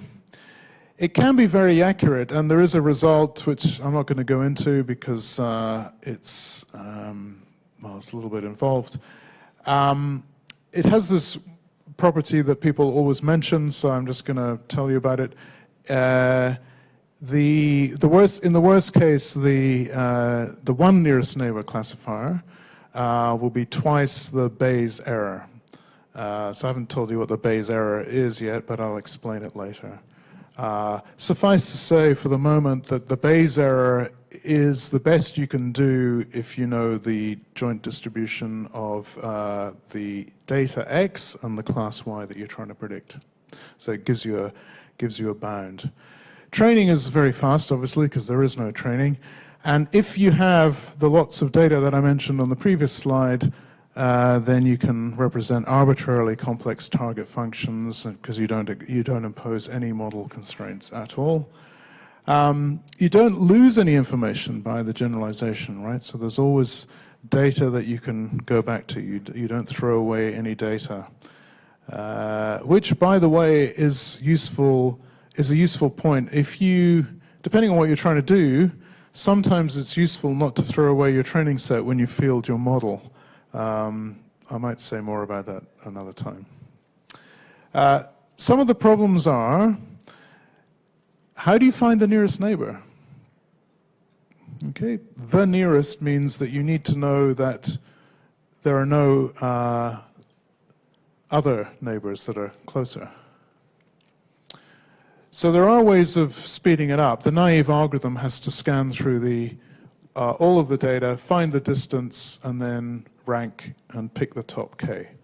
There are ways to index into that, doing things like building KD trees and more advanced methods of indexing. There's been a lot of work on speeding up k nearest neighbor search.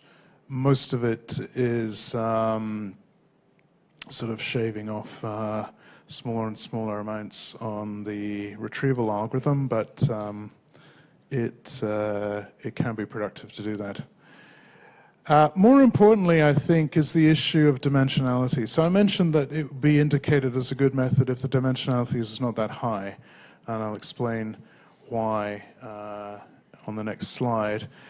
Another issue is that the distance measure, the p-norm, the 2-norm, whatever you're using, gives all of the features or attributes equal importance. So if some of the attributes are actually not relevant to your thing you're trying to predict, you can get errors. Why? Well, because you include those in the distance calculation. So if they're not relevant, you can assume essentially they're random, and you will get random variation in which instances are close, and that can lead you to errors in prediction because you may not find the actual near neighbor in terms of the function that you're trying to model. So what you might want to do is either remove some features or attributes or give them weights, and I'll mention one way of doing that. Another problem is that some of the instances, because you solve everything, may be noisy in respect to the function that you're trying to predict. So you want to remove those. The problem is, well, how do you know which ones are noisy? You know, it's not always easy to find that out. So we talk about inductive bias. It's always worth remembering that the inductive bias is that similarity is the key thing, right? So closeness in the metric space that you're using is what's going to determine how you do the prediction. The training and prediction are order n. Okay, so that's pretty good on training time. Many algorithms are far from order n, linear in the data, but prediction is what can kill you. So depending on your application, that could be difficult. The reason I mention that is that sometimes the prediction that you need to make needs to be really, really quick. And as we said, you know, more data is better in terms of getting good prediction, but then if you want to do fast prediction, that may be a problem.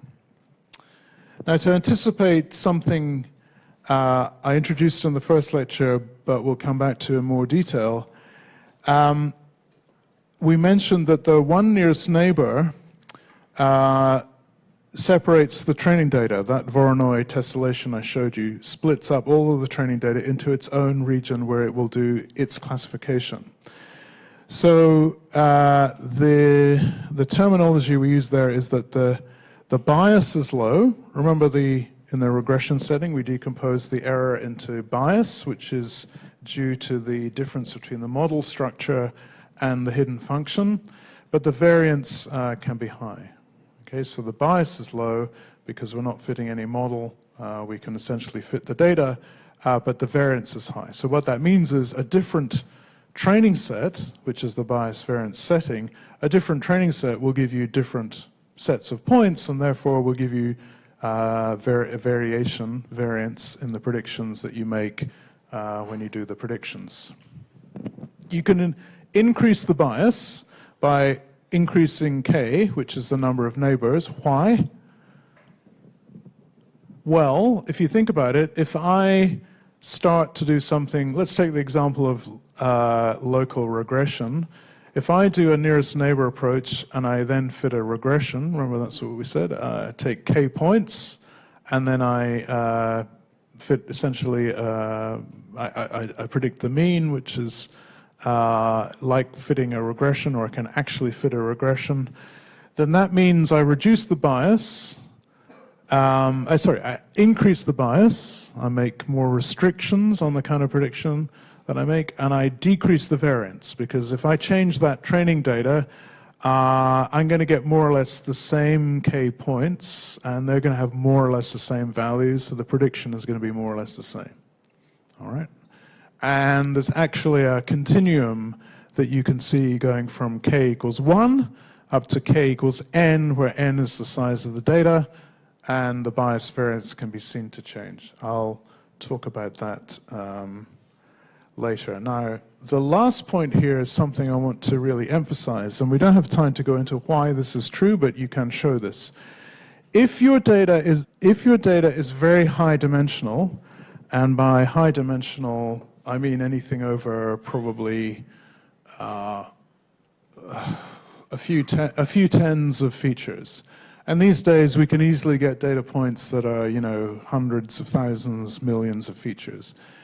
It's possible to show that in such high dimensional spaces, everything on average is the same distance away from everything else. The proofs are a little bit involved, but they're not very involved. That's unfortunately just a problem that we can't avoid. So there aren't too many ways around it. If the space is extremely high dimensional, there's not a huge amount that you can do. If the space is high dimensional, there is a possible. There are a couple of possible things to do.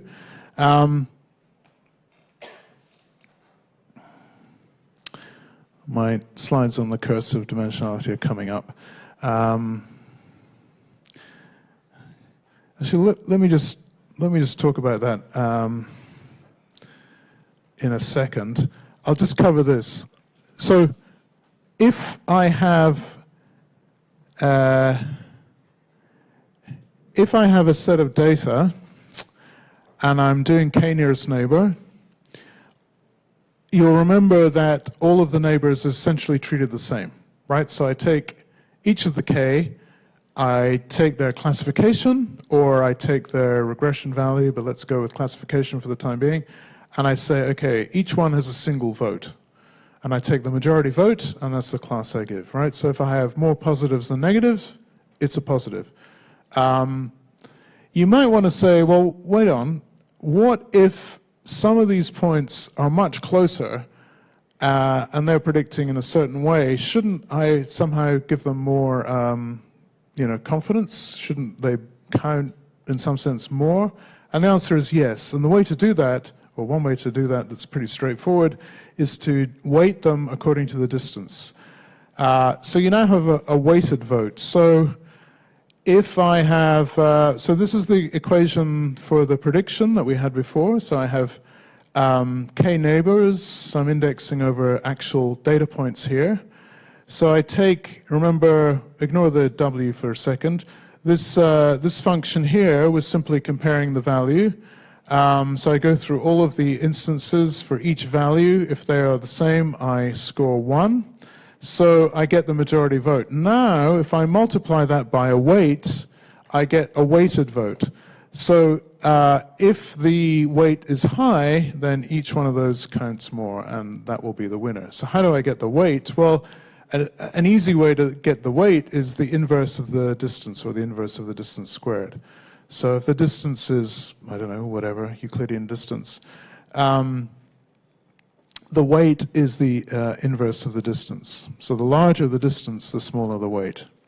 And the closer the less the distance, the closer the instance, the more weight it's going to get when it does the voting. And this is just the regression version of that. I'll leave that for you to read. Just quickly on evaluation, before I get to back to this dimensionality thing. Training set error, which we shouldn't really consider anyway, is always 0. So remember, training set error is I take every point in the training set and I run it through the predictor. This is just a sort of a funny thing, that it will always be closest to itself, and you'll get perfect accuracy, minimum error, 0 error. So one nearest neighbor, I guess, is an extreme example of completely fitting the data. Does that make sense? Yes, it does. Yeah, because there's the model is the data.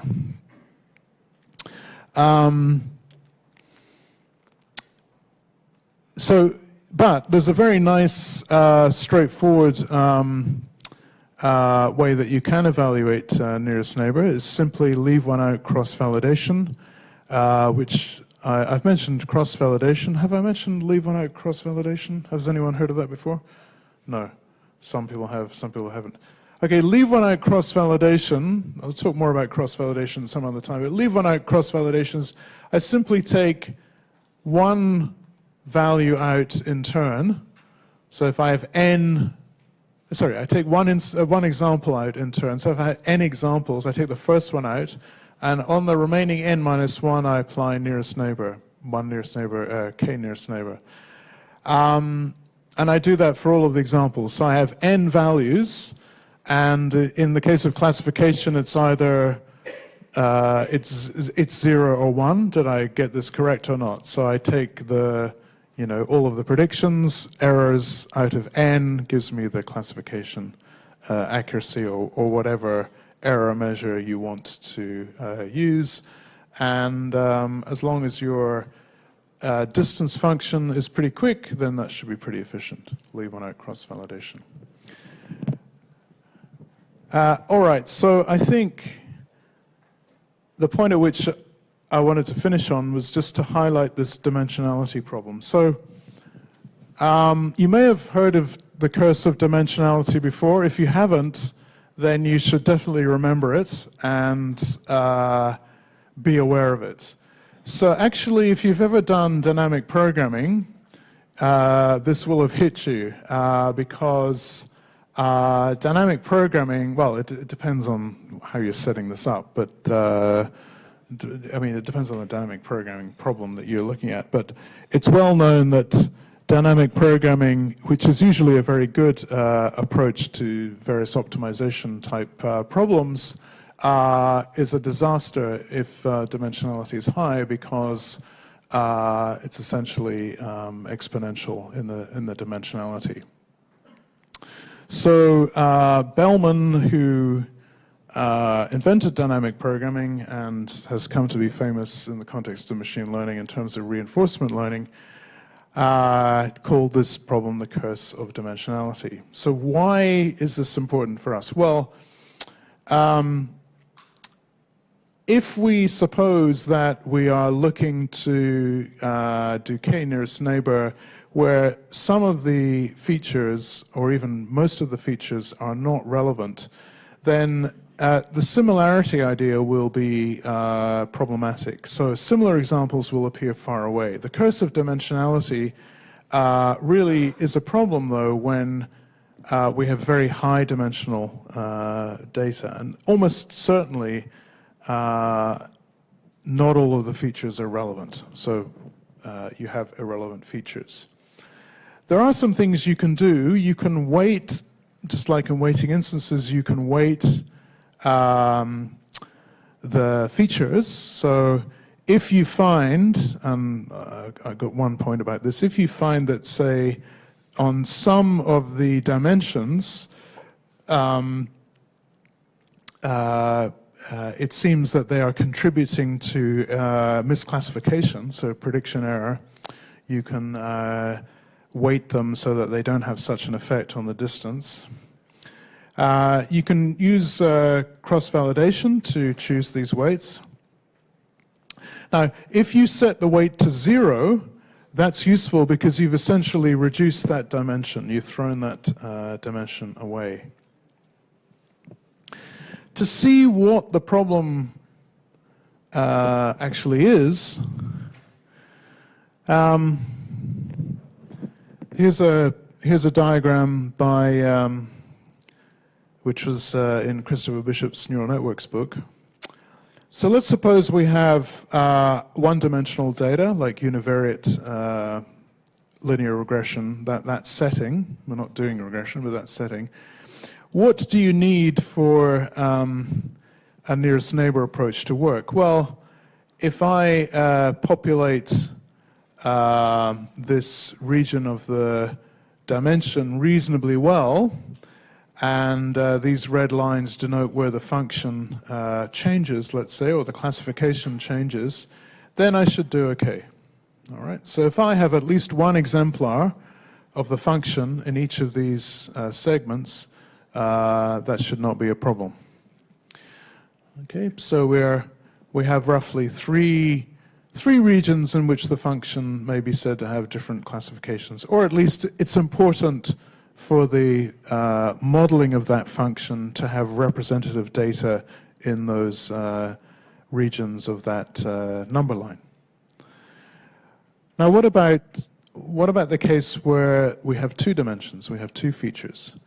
Well, again, with the same argument, and this is without loss of generality, because I could subdivide the dimension into as many regions as I required to represent the function.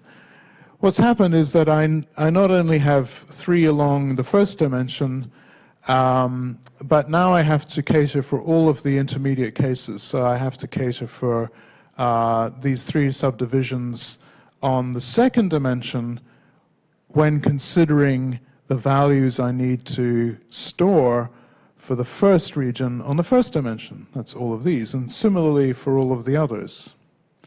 So now we've got not a factor of 2, but we have a power of 2.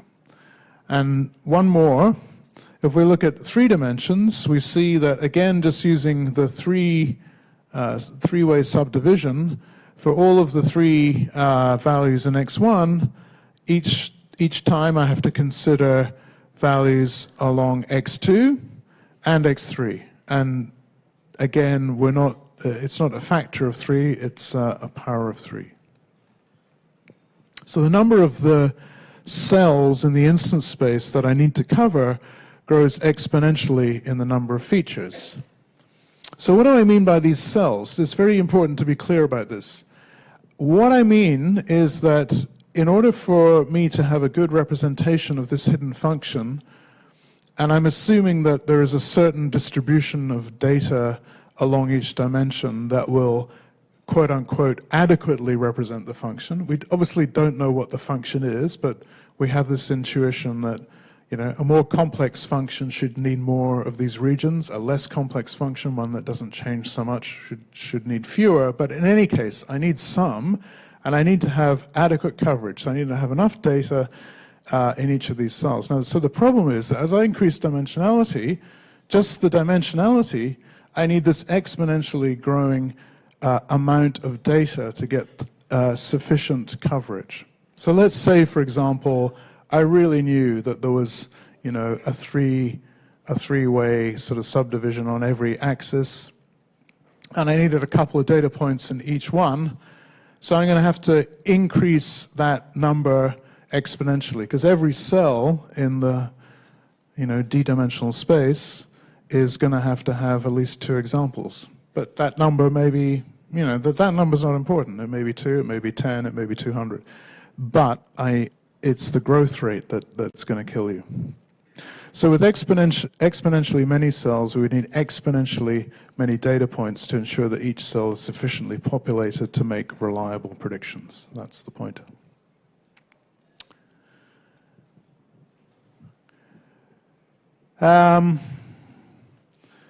Okay, I've thrown in a couple of extra things, but I think we've basically covered what I wanted to say about nearest neighbor. Any quick questions? Questions? All clear? Good. That's good. All right, let's take the quick break, and we'll come back and we'll get on to the next topic.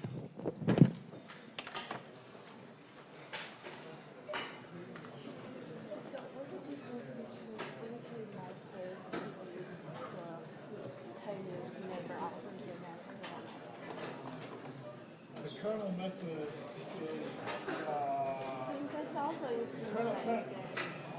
the kernel method does two extra things. One is it fits a model. Well, it finds a set of coefficients to essentially minimize a particular optimization, which is trying to find the fewest data points with the right number of the right values of confidence to separate two points. The second thing that it does is use a kernel function. So we haven't talked about a kernel function. We talked about a distance measure, which is a simple a kernel function is a lot more complex. So those are the two main differences. May I look at slide 28? 28. 28.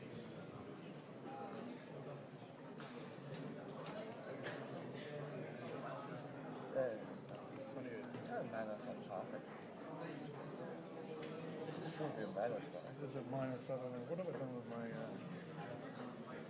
Took my glasses off. I lost my glasses. It's just normalization. It's normalization. Yes. The both minus from Yeah. I don't know. Okay, that's it. I didn't notice it. Yeah, right. Yeah. It's minus one. Yeah, max minus one. Yeah, thank you. Your question is a little narrow, but I think for it like being like the center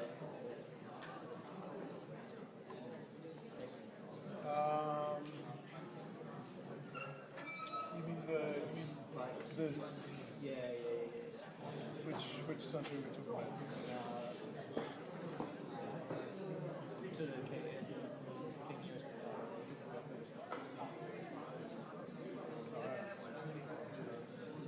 The centroid thing.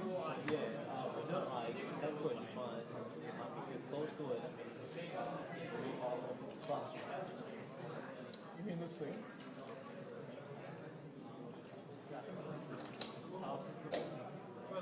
This is the central.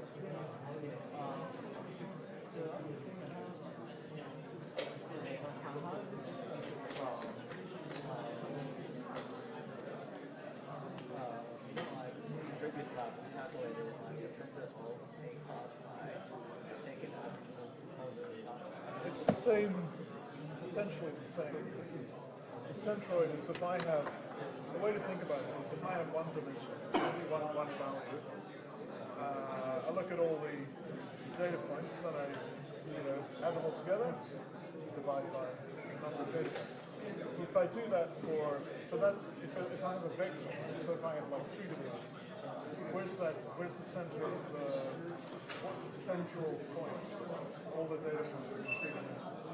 Take the first dimension, take the mean, take the second dimension, take the mean, take the third dimension, take the mean. That x, y, z value is my center. So yeah, okay. So it's just element-wise. So it's the same center values. Center of all values. Oh yeah, when you talk about weight in Cambridge neighbors, you mentioned if essentially you have priority if you're closer to the query. How does that help if you accidentally could, like, because say for example, for one set of data you have like, say 10 features in it, but like 5 of them are irrelevant, and then you need to Okay, two things there. Good question. 2 things there. One is if you have irrelevant features, it's going to cause you problems because they're essentially adding random noise. If they're relevant, they don't relate to the thing you're trying to predict. So they will tell you that they're close by, but for the purposes of the function you're trying to fit, they're not necessarily close by. So their values may actually not be very good predictors.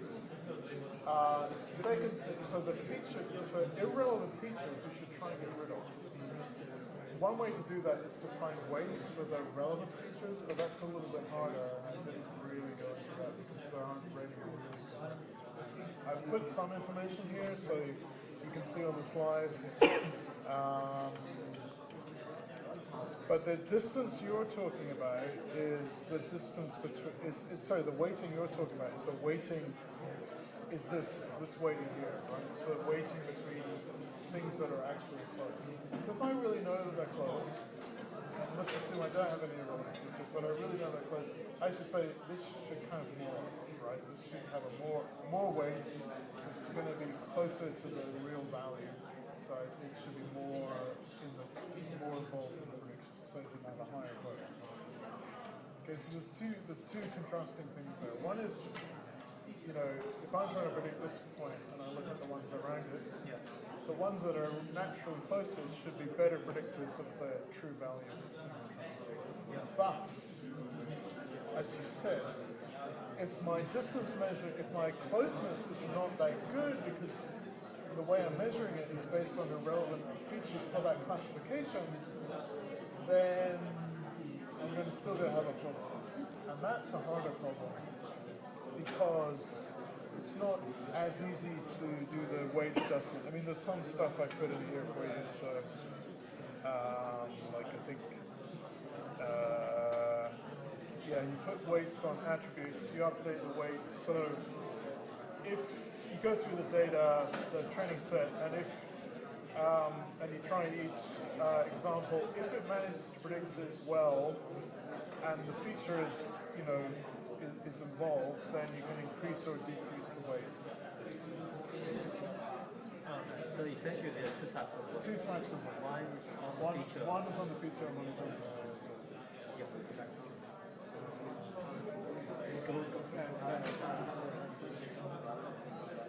Okay, we just follow this version. Like, even there's some trick like the principal analysis. principle behind it. Yeah. Yeah, that's one of the things I mentioned. That's one of the things I mentioned at the end of the previous slides. So we can do very principal components. We'll talk about that later. But yeah, you can. The problem you have there is that you're allowing different feature space, and there are assumptions there as well. Dimensionality. In fact, you should.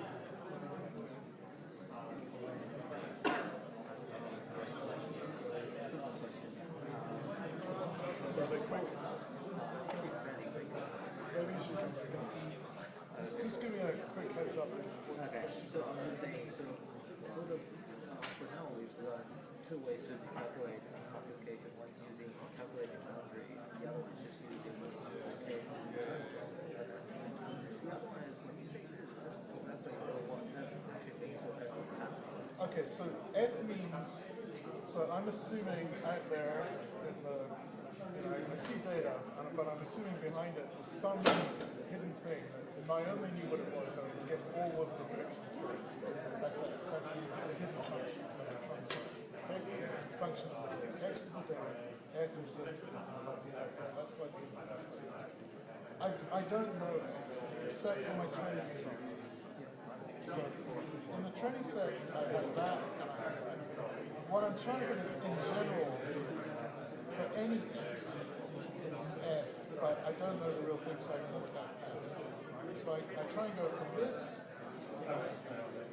See, F hat is like my model, like my linear regression, anything like that.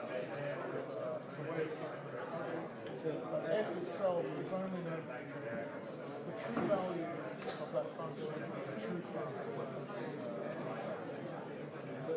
Okay, so it's actually so f is a function, it's a true model that actually the x true. But that's in the general version of that, so all I know is I have examples. Yeah, okay. And then we don't know exactly what's going on. But F hat is your estimate.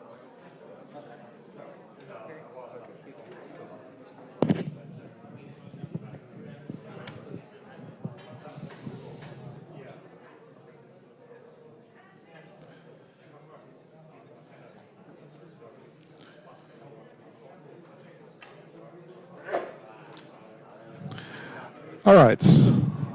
Okay. Let's begin again.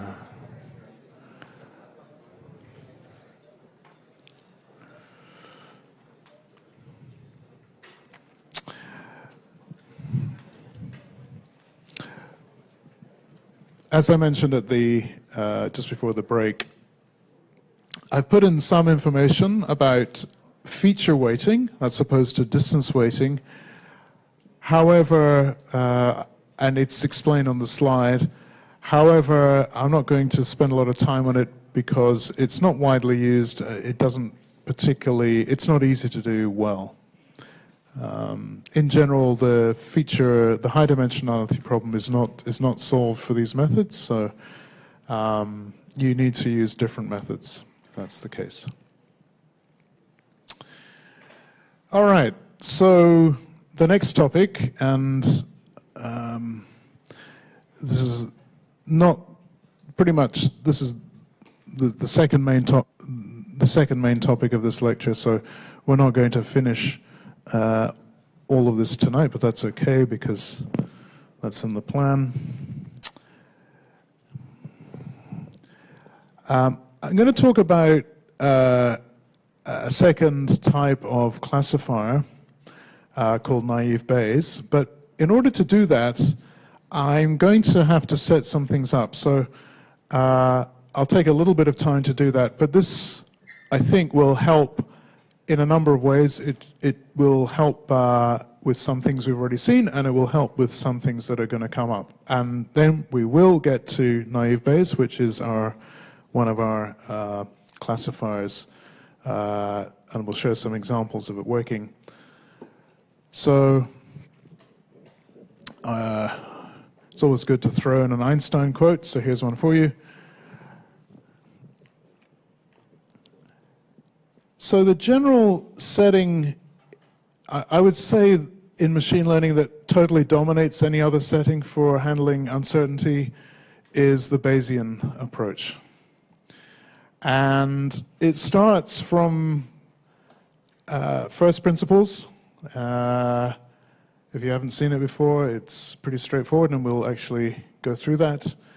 And it goes into from these first principles and the naive Bayes algorithm I'll show you, into very, very sophisticated methods.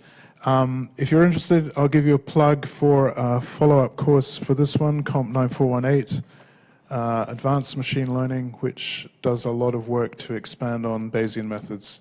So I recommend that to you if that's of interest, which I think it could well be. So in the context of this course, however, we can start off by saying that there are two main sort of roles for Bayesian ideas and methods. The first one is that it does actually provide learning algorithms that you can run, out of the box. You can implement them yourselves.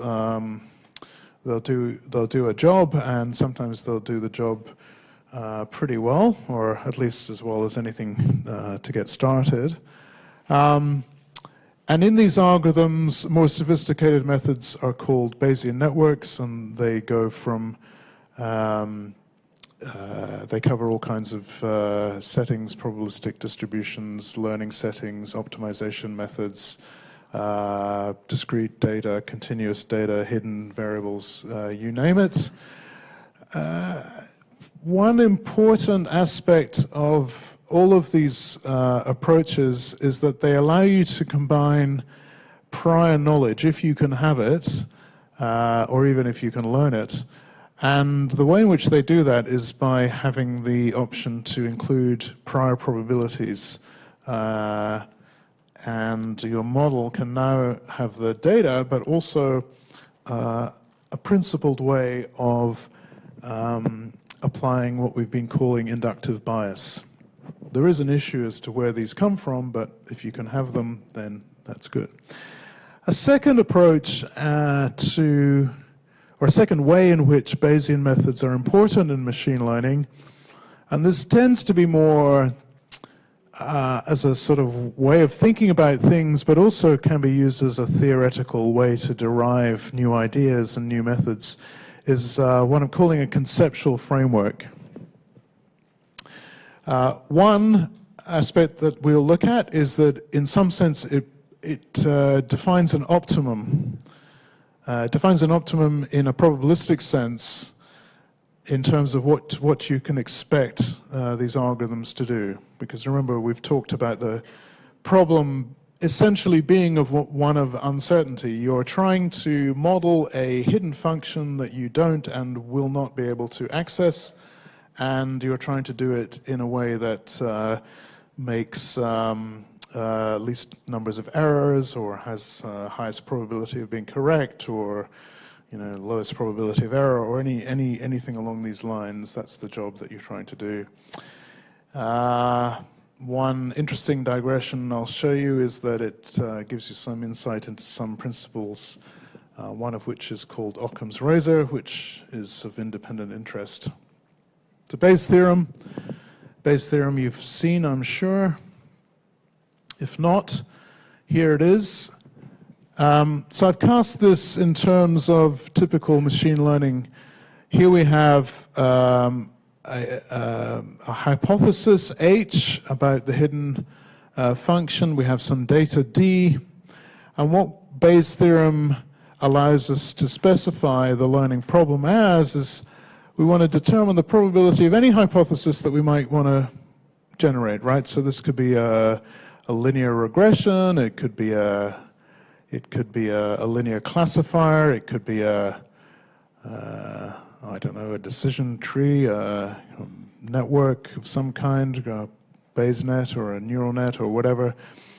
So we want to say what the conditional probability of, we want to evaluate this hypothesis H in the terms of its conditional probability given the data, right? So all we're allowing is that there will be some data and there will be a way of generating hypotheses, right? These hypotheses could be weight vectors, you know, whatever you like. So this, if we could have it, I think we'd all agree, it'd be pretty useful. Yes, we all agreed? All agree? No one disagrees? Good. If we could have this thing, it would be useful because we could say something about the probability of the model that we're building. And Bayes' theorem allows us to do the following. It says, well, if we can determine the probability of the data given the hypothesis, and we can have the probability of the prior probability of the hypothesis, and we have the prior probability of the data, or this, I'll just say probability of the data, then we can do this. That's what Bayes' theorem does. Essentially, it's just a derivation of a conditional probability in terms of another conditional probability and two priors, or two unconditional probabilities. So we explained what that was. So the question is, well, the first question is, what actually could you do with this? So one thing you can do is called generating the map hypothesis.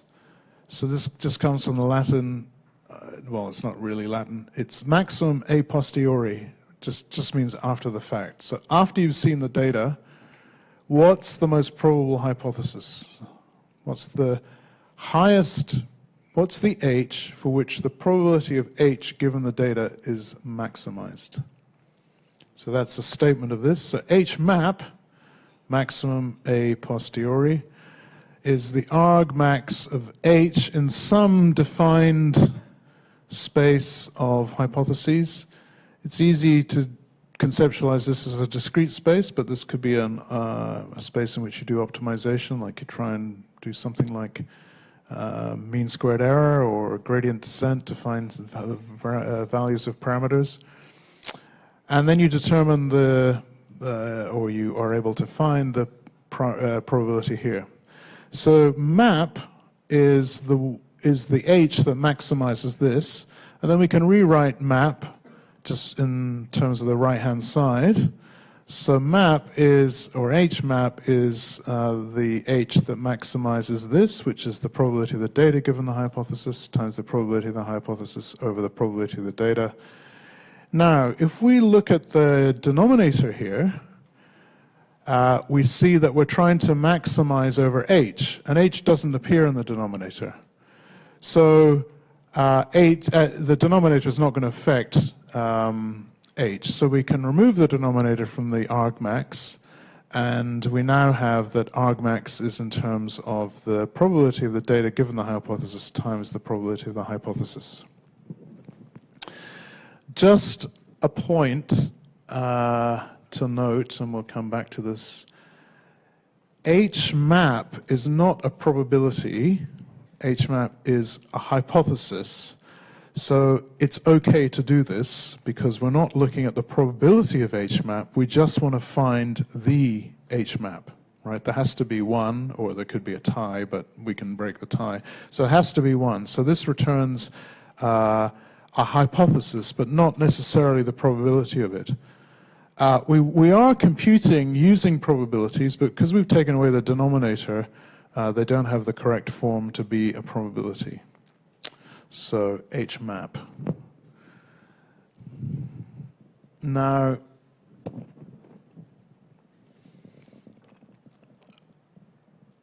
something you may well have heard of is also obtainable from that formulation. And you can obtain it like this. If you assume that any hypothesis or all hypotheses have the same probability, which is like assuming everything has what's called a uniform prior. So if I have n hypotheses, I give them all probability 1 over n. The prior can be dropped by the same reasoning, because it's not going to affect, I'm simply multiplying by a constant, something like 1 over n. So to find this argmax, so we find some h that maximizes this, the prior has gone, but we still have this thing here, the probability of the data given this h. So this is called not HMAP, but HML, or more usually the maximum likelihood hypothesis, because this term here, as we saw, is called the likelihood. Now this thing here is interesting. If you've had experience with statistics, this won't be anything that's new to you. If you haven't seen this before, the way I think is most productive to think about this is that I imagine that I'm trying to approximate a hidden function, and this is my hypothesis about it, or it's one of my hypotheses that I could have about it. And then I want to say that this data is generated by this hidden function. So what is the probability that the data I saw could be generated by the function that I'm proposing? And I go through all of these possible functions, these hypotheses, and propose each one. So this is like a what if the hidden function was like this, what would the probability of the data that I saw be? And for some kind of hidden functions, you know, that could be high probability, and for others it may not be. So really the key to this, nearly always, and nearly always the most difficult thing, is this function here, the likelihood function, because it's got this idea of generation, and the generation may not be easy to see, you know, it may not be easy to formalize. It's a conceptual tool that if you're going to do learning with it, you have to implement as an algorithm, and how to do that may not be possible. One thing I'll say, and I'm not sure if we'll have time to get to this, but I might mention it right at the end of the course, is an exciting development recently in machine learning, certainly over the last 5 years, has been the development of probabilistic programming languages. And a key advantage of a probabilistic programming language is that you can now write code to generate or to do things like model likelihood functions that can generate data in a very powerful way for, you know, way beyond things like normal distributions and various other kind of well-known distributions, which essentially have been popular because you can formulate likelihood functions using them. The problem is that, you know, it may not be correct to assume that you should have a Gaussian or normal distribution as your generating function. All right, that was a bit of a digression. I'll now quickly show you a problem which is of a type that you often see in courses in probability and machine learning as well. So you may or may not have seen this before. If you have, I apologize, but I'm going to go through it anyway. So we have some things. So this is just trying to have a very simple setting in which we can see what we mean by priors, what we mean by likelihoods, and what the effect of combining them together is. So we have a patient, so some person who may have a certain property, in this case a disease, let's say it's cancer, and then we have a way of getting data on this patient. So the data is a test, and it's a lab test with a result. It can either be positive or negative. Now we're also told something about this test, and that's this information in natural language here. So the test is correct positive in 98%, in only 98% of the cases in which the disease is actually present. So the test is meant to detect the disease. In 98% of the cases where the disease is present, the test says yes, it is present. In 97% of the cases in which the disease is not present, the test will give you a correct negative. And then the last piece of information you're given is that this frequency, this probability is the distribution of the disease. So that's the thing you actually want to know. Okay, so how do we model this? Well, the first thing you need to do is come up with a formulation in terms of priors and likelihoods, because we know that that's what we want for Bayes' theorem. By the way, what do we want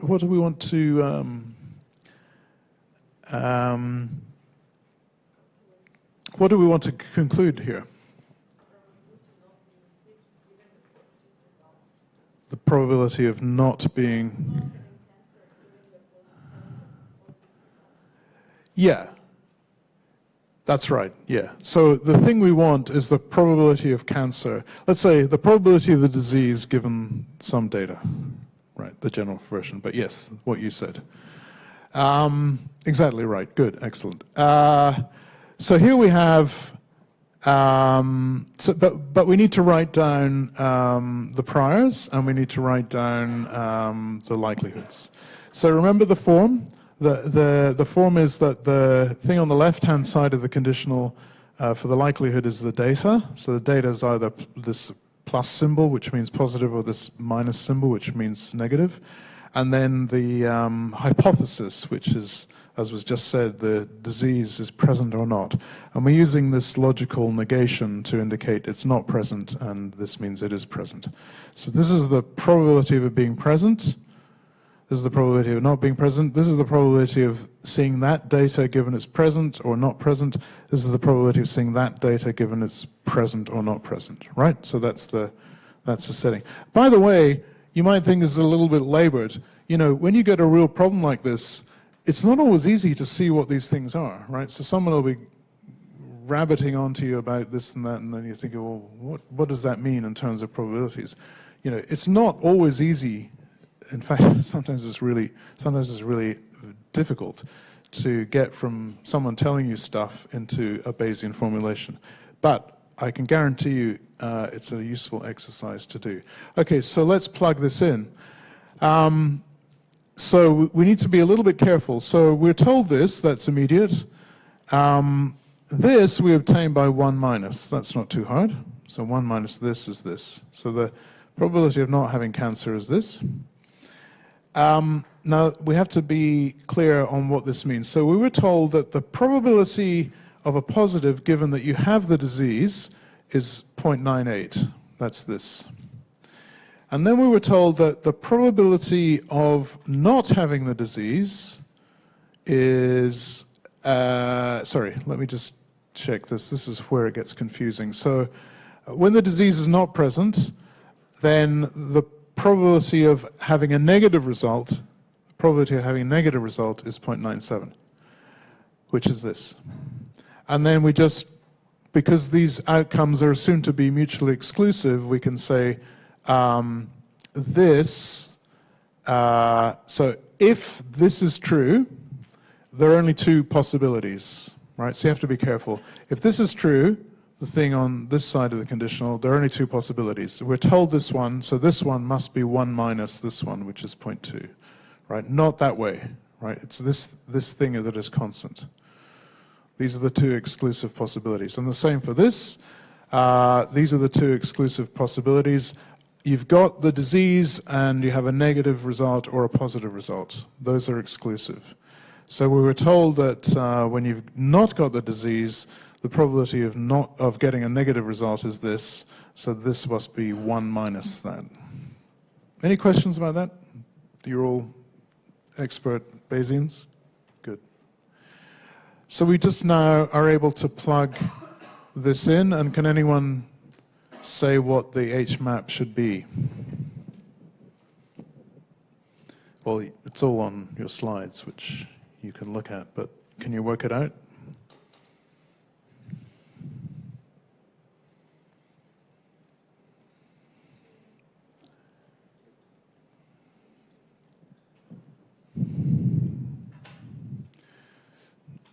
We need H-map. We don't need a probability, we need H-map. Yeah, great. How did you work that out?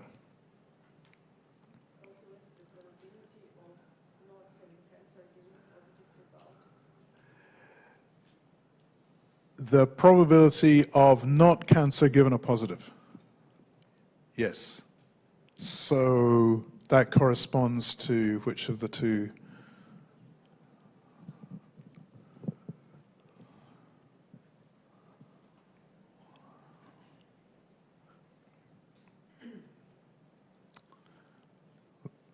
The second one, right? Yeah. Okay, we all clear about that? Yeah, that's right. So just to go through it for the people on the watching on the video. So we have two possible settings. We want that. So over here, remember, HMAP is the maximum H that is defined in terms of this. Now the H can only be cancer or not cancer. So there's only two options, right? So we have option one, H is cancer, and this is the expansion. So the probability of cancer, the probability of a positive result given cancer times the prior of cancer, which is expanded out to be this, which remember is not a probability, it's just a number. And then the alternative hypothesis, in this case, is not cancer, so we have to fill in the likelihood of the positive and the not cancer, and that gives us this. So this is the larger number, so HMAP must be the first, must be the second, the alternative hypothesis, which is not cancer. Now, why didn't we have to work out the probability of a negative test?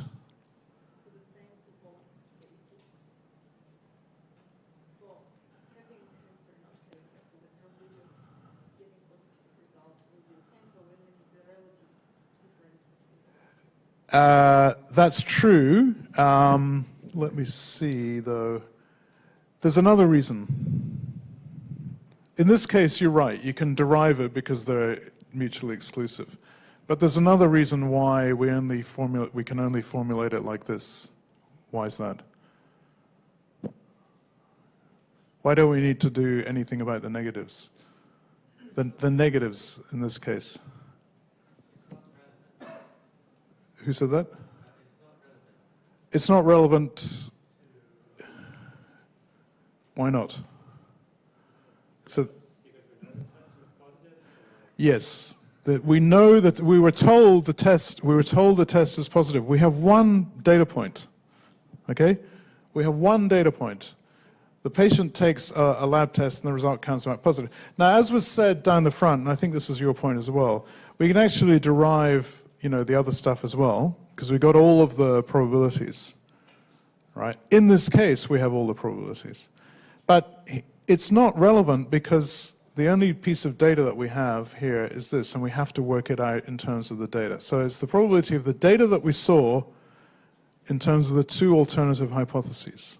So we don't actually have to consider the alternative hypothesis. We don't have to consider the alternative data.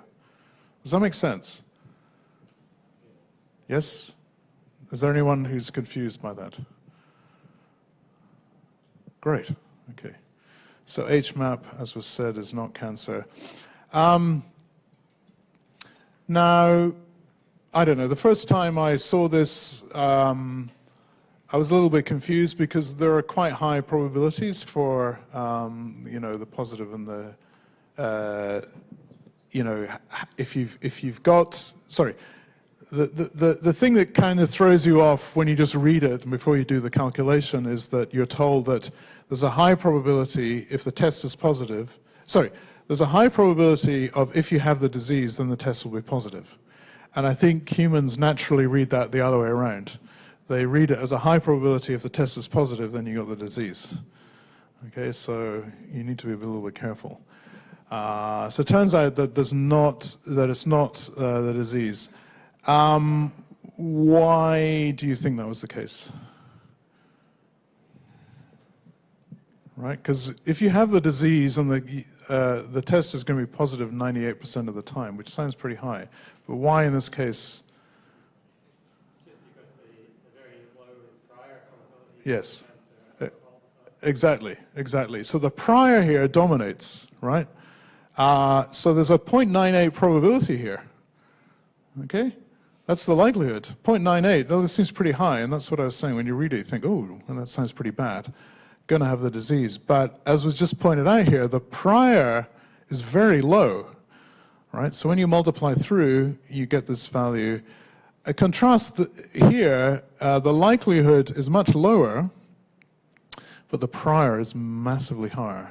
Okay, so it comes out like that.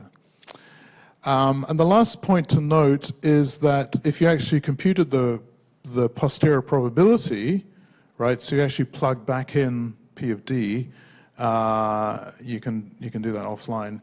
You'll notice that the posterior probability of the hypothesis cancer, right, so the most likely hypothesis is not cancer, but if you do the full Bayesian thing and you compute the probability, you'll see that the probability of the disease is actually higher than the prior probability, right? So the evidence, the positive test, is still more likely than not because of the high prior of not having the disease, that you're okay, but the test has increased the posterior probability that that you'll have the disease. Does that all make sense? It's all good? Okay, awesome. Yes? I was just thinking that you don't usually go and just do randomly the cancer tests, right? So No. they expect they have a cancer, therefore, I was just thinking how it can influence the actual probability of having cancer. So the samples that you have of how many people actually do have cancer might be skewed as well. Yes, I mean, this is a rather artificial example because the priors are extremely, dominant here. Yeah, don't go to your doctor on the basis of any of this. It's a very artificial example, but the reason why I've gone through it is that I think it is important to just sort of step through the reasoning and critically. So the two things I'm hoping that you get from this are, one, the influence or the importance of the prior, and two, the fact that the posterior, given the evidence, will change. The conclusion about the probability. Right. So it's very elementary. I'm not trying to claim that there's anything sophisticated here, but that's the point. Any other questions about this? Okay, so this all work. I mean, this is very basic because everything is Boolean. There's no we haven't put any continuous distributions in here or anything like this. But this mechanism will work for arbitrary distributions. We haven't so you could have continuous values. So the hypothesis could be continuous valued. It could range in different ways according to different distributions. The data can obviously be normally distributed or otherwise distributed. Priors can have different distributions, and it makes things easier if you choose your distributions in the right way. But the machinery will work. All right, so I think we can assume that we all know the basis of the Bayesian idea. And one more thing I'll say. I think this is very nice from the point of view of what I would call incremental learning, because what this captures is that every piece of data will, in a well-defined way, change your algorithm's conclusion about the probability, right? So here we started with no data, we had some prior, and then we got a piece of data. But you could continue this, right? So you could add more and more tests, which I think was maybe what you were referring to, and you would see the machinery work in the same way, right? So you just see the updates. So the key idea and the very powerful idea about the Bayesian approach is that as you get more data, then you can simply update, and as you get more information on the prior as well, you can incorporate that. So, if you have that information in the right form, everything will work. Well, sorry, this is just how you actually get the denominator. I'll leave that for you to read. This is this marginalization that I mentioned in the first lecture. And these are these probability formulas are the ones we've used in this to get Bayes' theorem and do the reasoning that we just did. All right, so we have a little time remaining, so I just wanted to do two things. So that's just Bayesian reasoning. How can we apply that in a learning sense? So I told you that it can be done. So I'll now introduce about the most minimal classification approach that I know about, which is, I think I've gone, oh no, I haven't got there first yet. So we're going to look at a way of thinking about learning.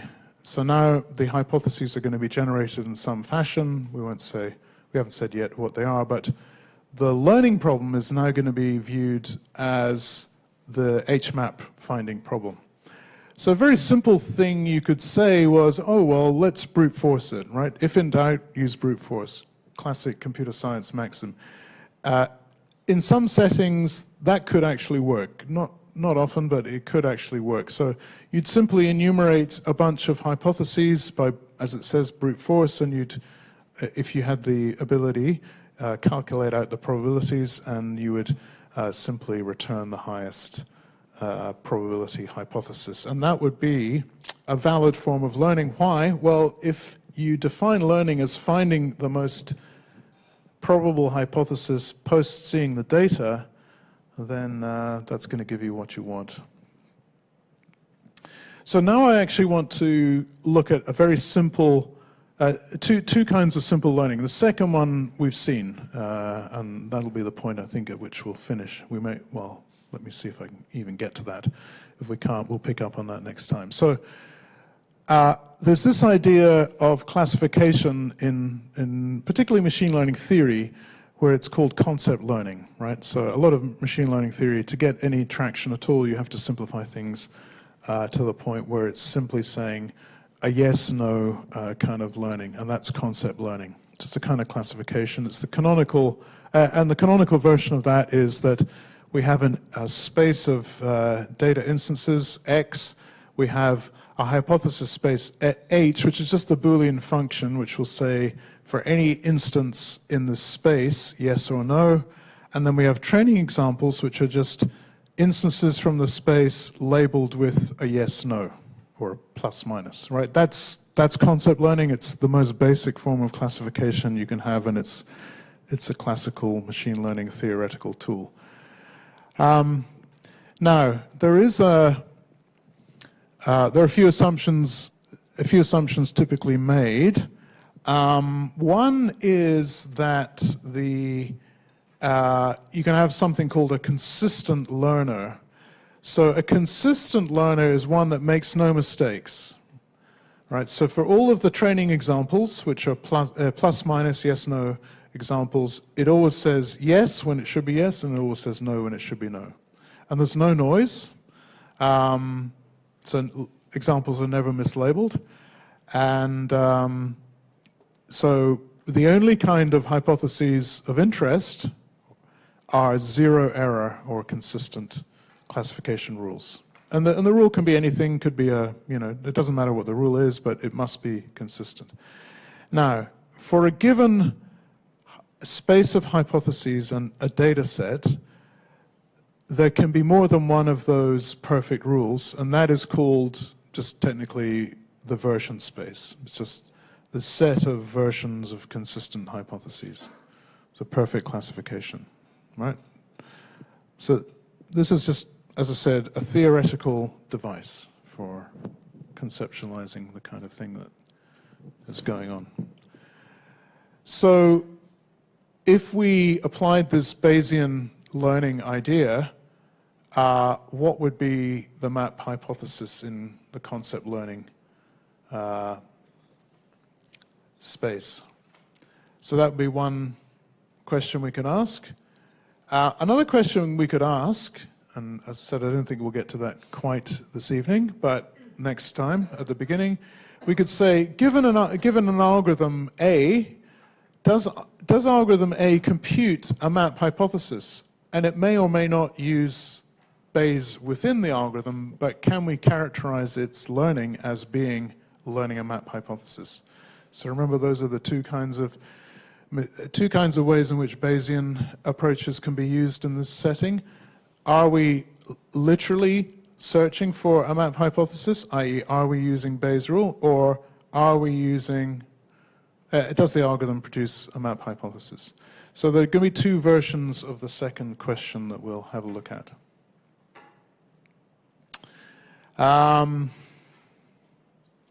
So here's the first setting, which is the brute force thing. So we have a bunch of instances. The data set is all classified. We have a uniform prior. So 1 over the set of hypotheses. We haven't said what the hypotheses are yet. And we'll choose the likelihood to be like this. Now, let's just take a minute to check that this makes sense. Remember I said that the likelihood is often a little bit tricky to formulate? Well, because we're only allowing perfect hypotheses, a hypothesis either consistent or it's not. If it's consistent, the data has probability 1, which means that you'll get all the right labels for all of the data, simply because it's consistent. And if it's not consistent, we give it 0 probability. So it's just a step function. In general, if you're wondering about this, you could say that this was you allowed some maybe error, some noise, and I'll show you a version of that later on. But here, there's no noise. It's either completely correct or we don't consider it. So we'll say it has likelihood 0. So we can now compute directly, although the algorithm, we haven't even said what the algorithm is to find these consistent hypotheses. There are theoretical algorithms that will do the job, but we're just looking at the learning process as a Bayesian process. So now we can do this. This is the map. This is the posterior version. We say the probability of the hypothesis given the data is the prior times the likelihood. So it's going to be 1 over the size of this set of consistent hypotheses, if it is consistent. Otherwise, it's 0, because the likelihood, if it's not consistent, will be 0, so that will multiply through. So to see how we got this,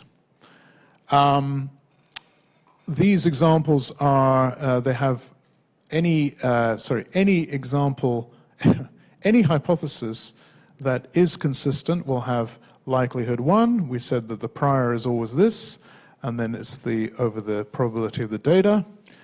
The probability of the data, and this is a little bit involved, so I won't go into it, can be represented as this, and then just rearranging, we'll get this. Right? So this is out with the scope of what we're talking about, but just assume that you can get that. So anytime you can do that, you've got the Bayesian formulation. And